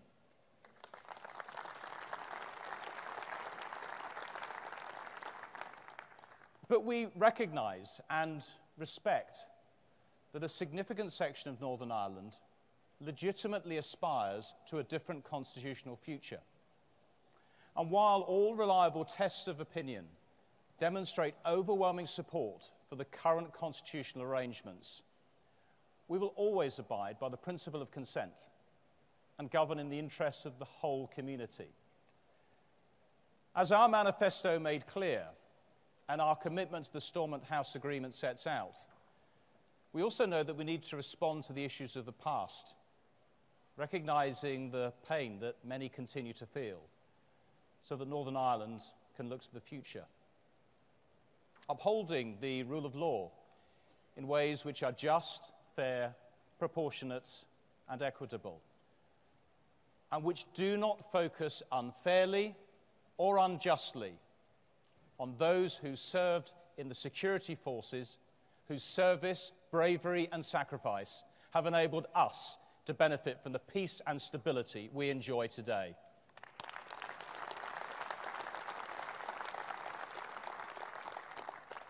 Making the political settlement work remains our overriding priority, and I'm determined that Northern Ireland will continue to prosper, continue to progress, and that we build a Northern Ireland that works for everyone.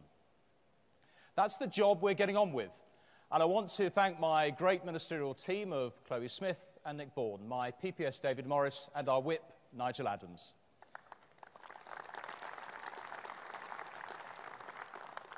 I also want to put on record my appreciation of the work of Andrew Dunlop and that of Chris Hopkins and Oliver Colville. We miss Chris and Oliver from the Commons, and want to see them back, doing the job they both do so well. I want to welcome Arlene Foster and her colleagues from the Democratic Unionist Party who are attending our conference this week, as they have before.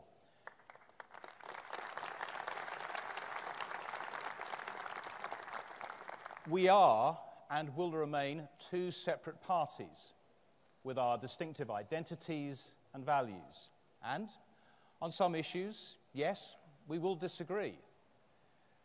But as two parties, we're working together at Westminster in the national interest, providing the political stability our country needs to respond to some of the most significant challenges and opportunities in a generation, and standing firm against Jeremy Corbyn and the Labour Party, who would lead our country down a path to economic ruin and leave people worse off, just like they always do. That is what working in the national interest is all about.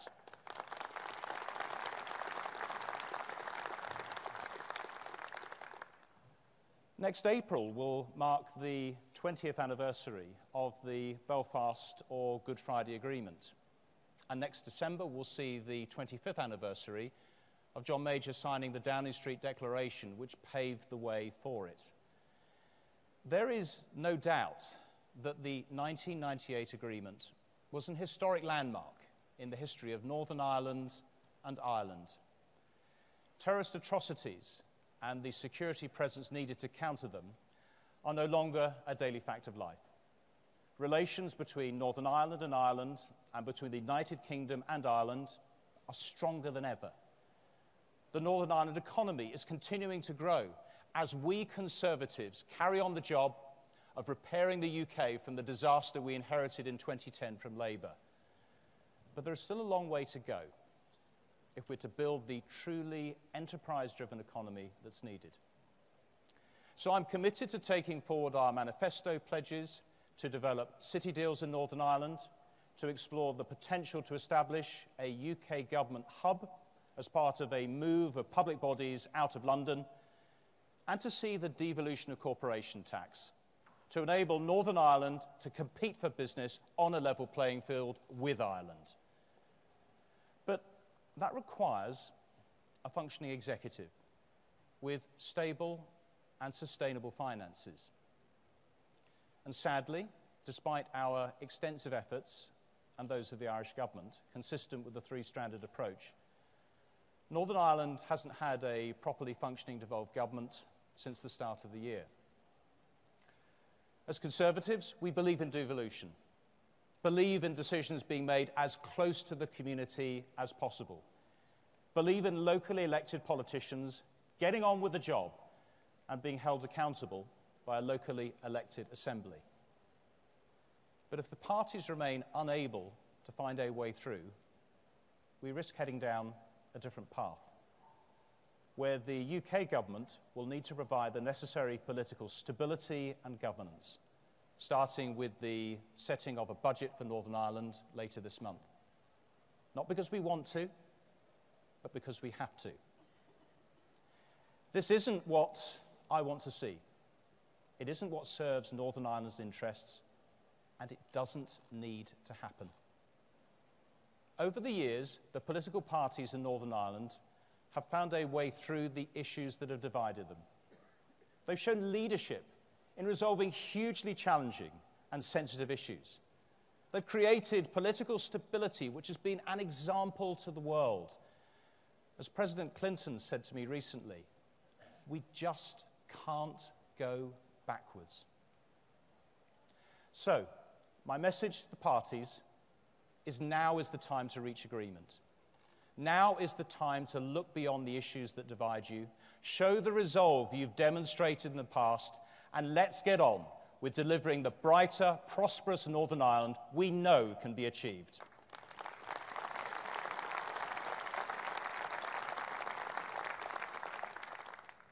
And the parties have shown that ability to put difference behind them over Bombardier. I am deeply disappointed by the initial determination of Boeing's challenge to the sale of C-Series aircraft. The support that the UK government provided to the Bombardier operation in Belfast was and remains compliant with international requirements. We will continue to defend UK interests and work with Bombardier to safeguard the jobs and livelihoods of over 4,000 skilled workers and their families in Belfast and across Northern Ireland. I say to Boeing, this case is unjustified and unwarranted. This action is not what is expected of a long-term partner to the UK. They need to get round the table and secure a negotiated outcome to this dispute quickly.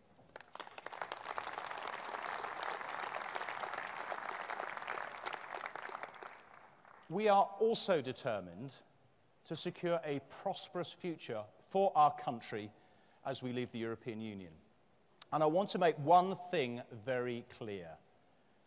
We joined the common market in 1973 as one United Kingdom, and we will leave the European Union in 2019 as one United Kingdom.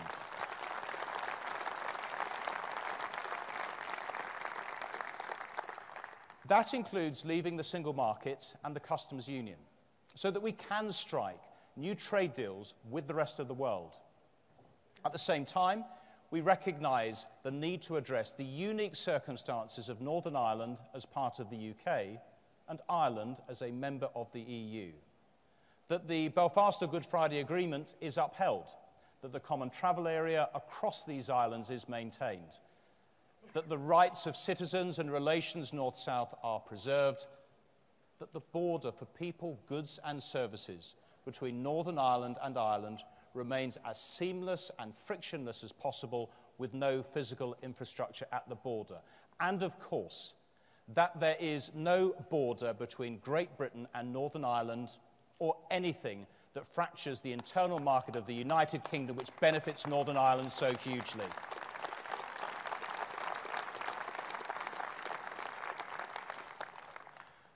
Significant progress has already been made, as shown in Brussels last week, and with sufficient flexibility and imagination on all sides, as the EU itself has called for, we can succeed. As for Labour, well, they seem to think that Northern Ireland should somehow stay within the EU when the UK leaves. We'll take no lessons from Labour when Northern Ireland matters so much to them they couldn't even find time to discuss its affairs on their conference floor last week. Let nobody be in any doubt as to this Conservative government's commitment to achieving the right outcome for Northern Ireland and the right outcome for the United Kingdom as a whole.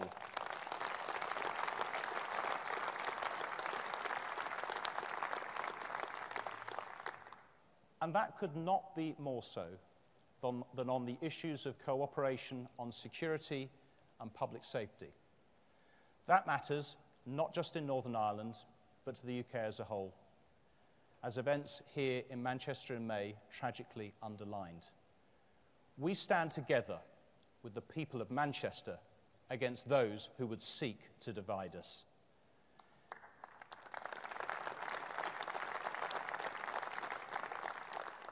In Northern Ireland, the threat from dissident Republican terrorists remains severe.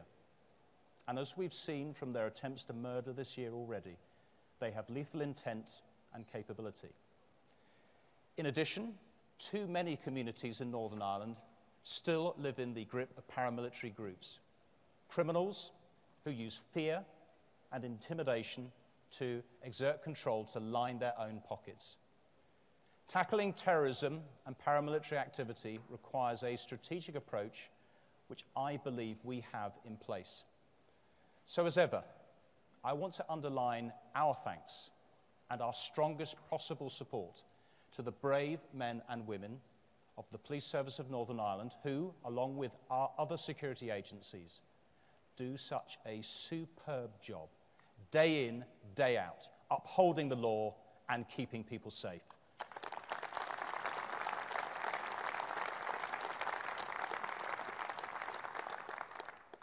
Now, in just a few years' time, we will mark 100 years of Northern Ireland. It goes without saying that Northern Ireland's history has often been turbulent. There have been many tragedies and suffering on all sides. But looking ahead to 2021, I want us to be able to present a modern, inclusive, outward-looking Northern Ireland as part of a truly global United Kingdom.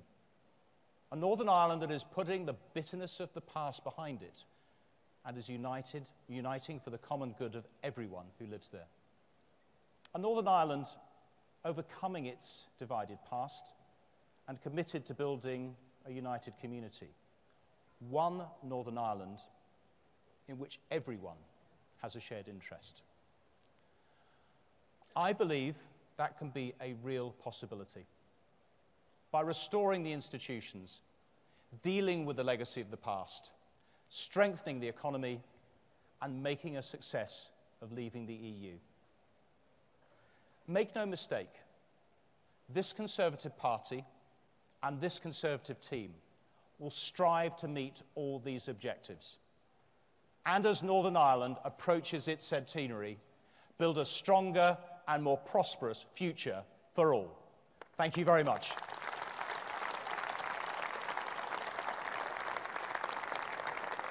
Thank you. Thank you. Thank you.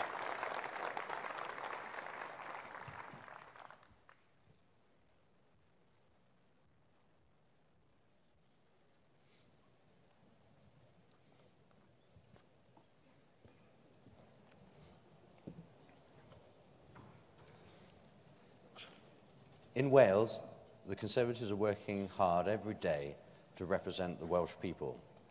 We are standing up to a failing and complacent Labour government. We are putting forward policies to improve the standards in Welsh schools and make the Welsh NHS the best it can be. For the past 6 years, the strongest and loudest voice in Cardiff Bay has belonged to our Conservative leader in the Welsh Assembly, Andrew R.T. Davies. He always speaks up for the best interests of Wales, and he holds Calwyn Jones to account.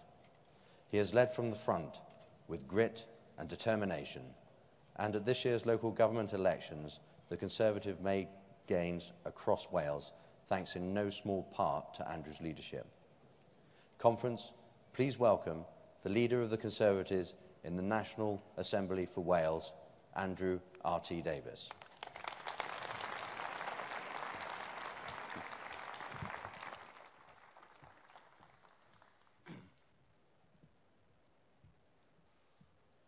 Good afternoon, conference, and what a walk that was. I was down earlier on in the year to run the Cardiff Half Marathon today. There are some bodies that are meant to be in Lycra, and there are other bodies that are not meant to be in Lycra. And this body before you is one that should never see Lycra. But thank you all very much for all the work that you do. I'm sure that the party is ever so grateful for every single leaflet, every door you knock, and above all, the Conservative philosophy that you take back to the constituencies and the regions and countries of the United Kingdom. I am also sure that we will continue to carry on campaigning for Conservatives, wherever that will be, making sure we're knocking on those doors and delivering the leaflets that we need to do. It is vital that we as a party continue to make sure that no corner, no stone is left unturned. And we do deliver, and we do make sure that the Conservatives speak louder in every part of the United Kingdom, and in particular in Wales, where I have the huge privilege of being the Assembly leader, leading a great dynamic team of Conservatives in the National Assembly for Wales.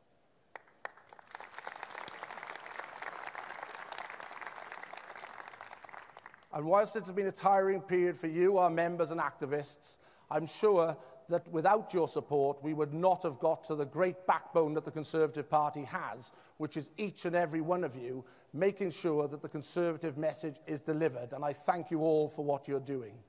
During that period in Wales, we've seen some historic advances, not to mention some painful losses over the last 12 months.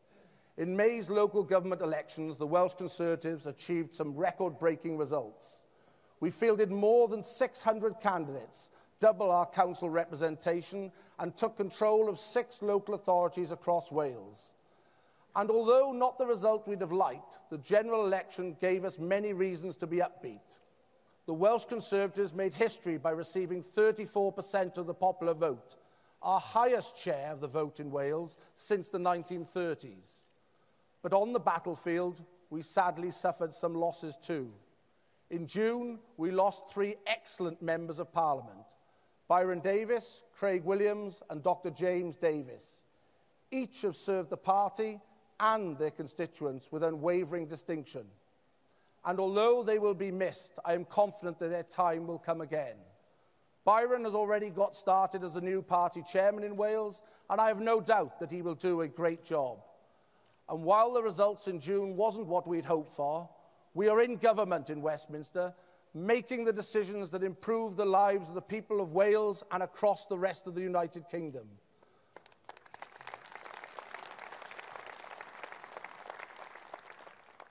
Decisions like we saw in December with the introduction of the historic funding floor for Wales.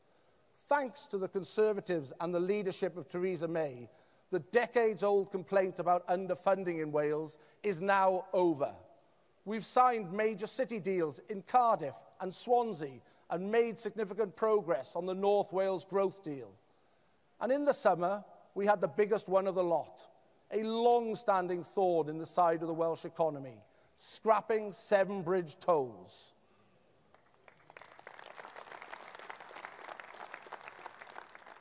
Removing the tolls will deliver a £100 million boost to the Welsh economy, lifting productivity and prosperity for families and their communities. Very often, £100 million can seem a figure that most people can't get their heads round. But it's worth bearing this in mind. If you're a motorist, that's £1,600 into your bank balance. If you're a white van man or woman, that's £3,500 into your business. And if you're a HGV driver, that's £5,000 into your business. That's Conservatives delivering for people in Wales and across the United Kingdom. Real money into real businesses, creating opportunities.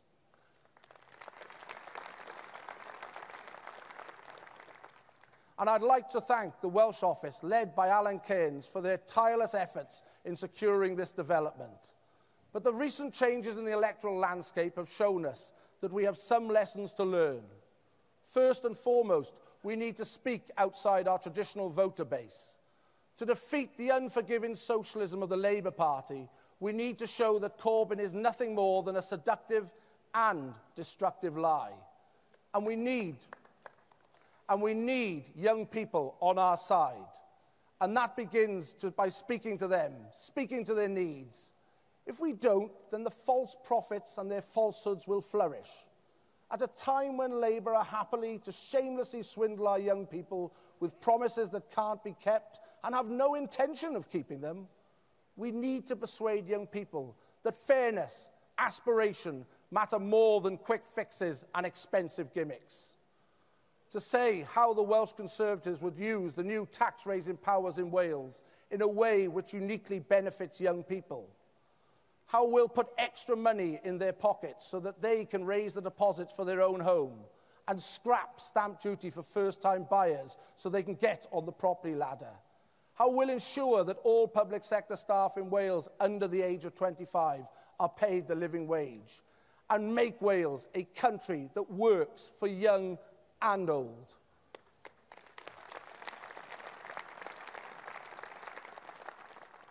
Because, as we've seen with Labour's social media activity, a lie gets halfway around the world before the truth has the chance to get its pants on. Our hard work versus Labour's entitlement, responsibility versus dereliction of duty, democracy versus a Venezuelan light vision of the world.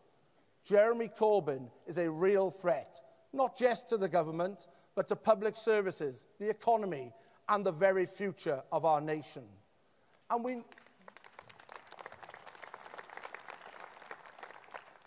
need to take that threat seriously, because in Wales we've seen firsthand what a Labour government can do to our people and our communities. In Labour-run Wales, you are twice as likely to be on an NHS waiting list. Your children are less likely to achieve 5 GCSEs above C, and take-home pay is the lowest of all the nations in the United Kingdom. And what about hard-working families looking to buy their own home? Labour have pulled up the ladder on aspiration scrapping the best housing policy ever delivered, right to buy.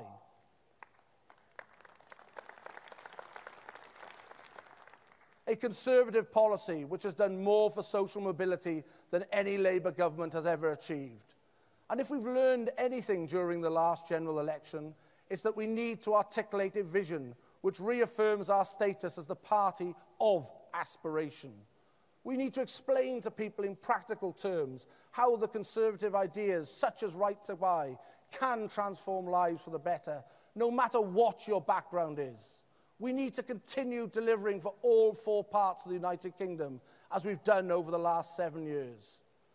In Wales, we've got one of the world's youngest and fastest growing capital cities, full of potential, ready to be unleashed. And further down the M4, we have our only Premier League city, Swansea, which awaits an important decision on the much-discussed tidal lagoon. We've taken brave decisions in the past, and we need to make another decision now. Because let's be clear, people across the country depend on our party to govern and govern in the national interest. The threat is clear, and for that you only need to look at the dangerous rhetoric from the Labour Party conference last week.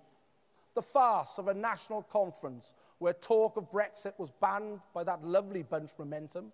A conference where the Shadow Chancellor told us he was bringing PFI back in-house at eye-watering cost to the country's finances, but no explanation how that money would be raised. A conference where Corbyn and MacDonald told us quite happily there would be a run on the pound if Labour got into power, as if it was as normal as popping down the shop for a pint of milk. The prospect is frightening. And that's before you delve deeper into the hypocritical nature of the Labour Party and their policies. Before the election, Corbyn promised thousands of young people across Wales and the rest of Britain that tuition fees would be banished for good. Yet what happened in Wales only 4 weeks after June's election? The Labour-run Welsh government didn't abolish fees, no. In a disgraceful betrayal of youngsters across Wales, they hiked them up to a figure higher than anywhere else in the United Kingdom. Whether it's PFIs, tuition fees, or the EU, you simply cannot trust the Labour Party.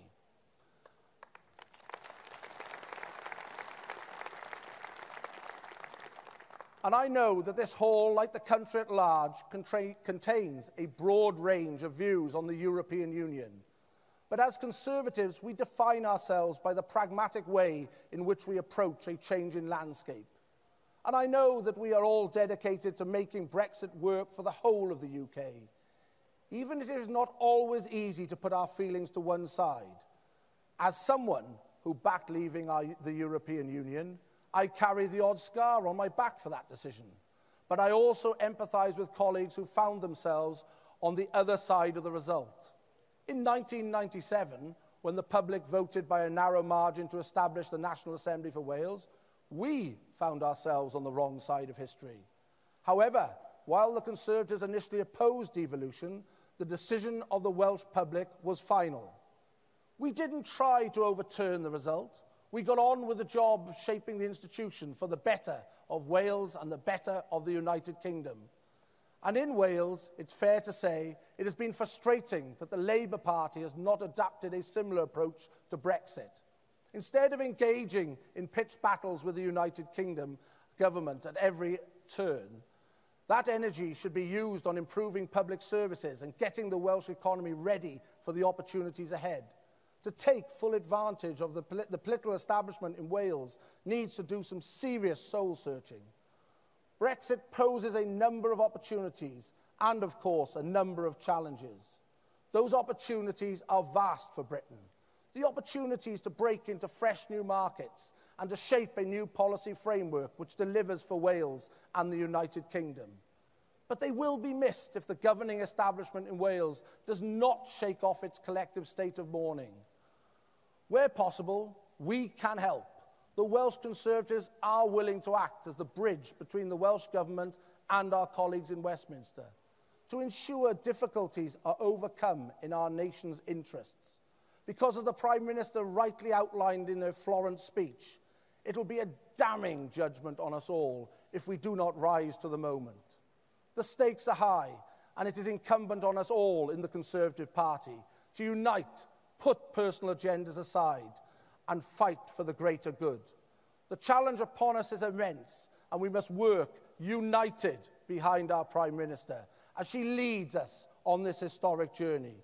Because if we don't, we risk everything. The economy, jobs, public services, the Brexit negotiation, our national security, and the frightening prospect of Jeremy Corbyn in 10 Downing Street. The opportunities are vast, the challenges too. So come on, conference, let's roll our sleeves up and let's get on with the job. Our country needs a united Conservative Party governing in the national interest. Thank you.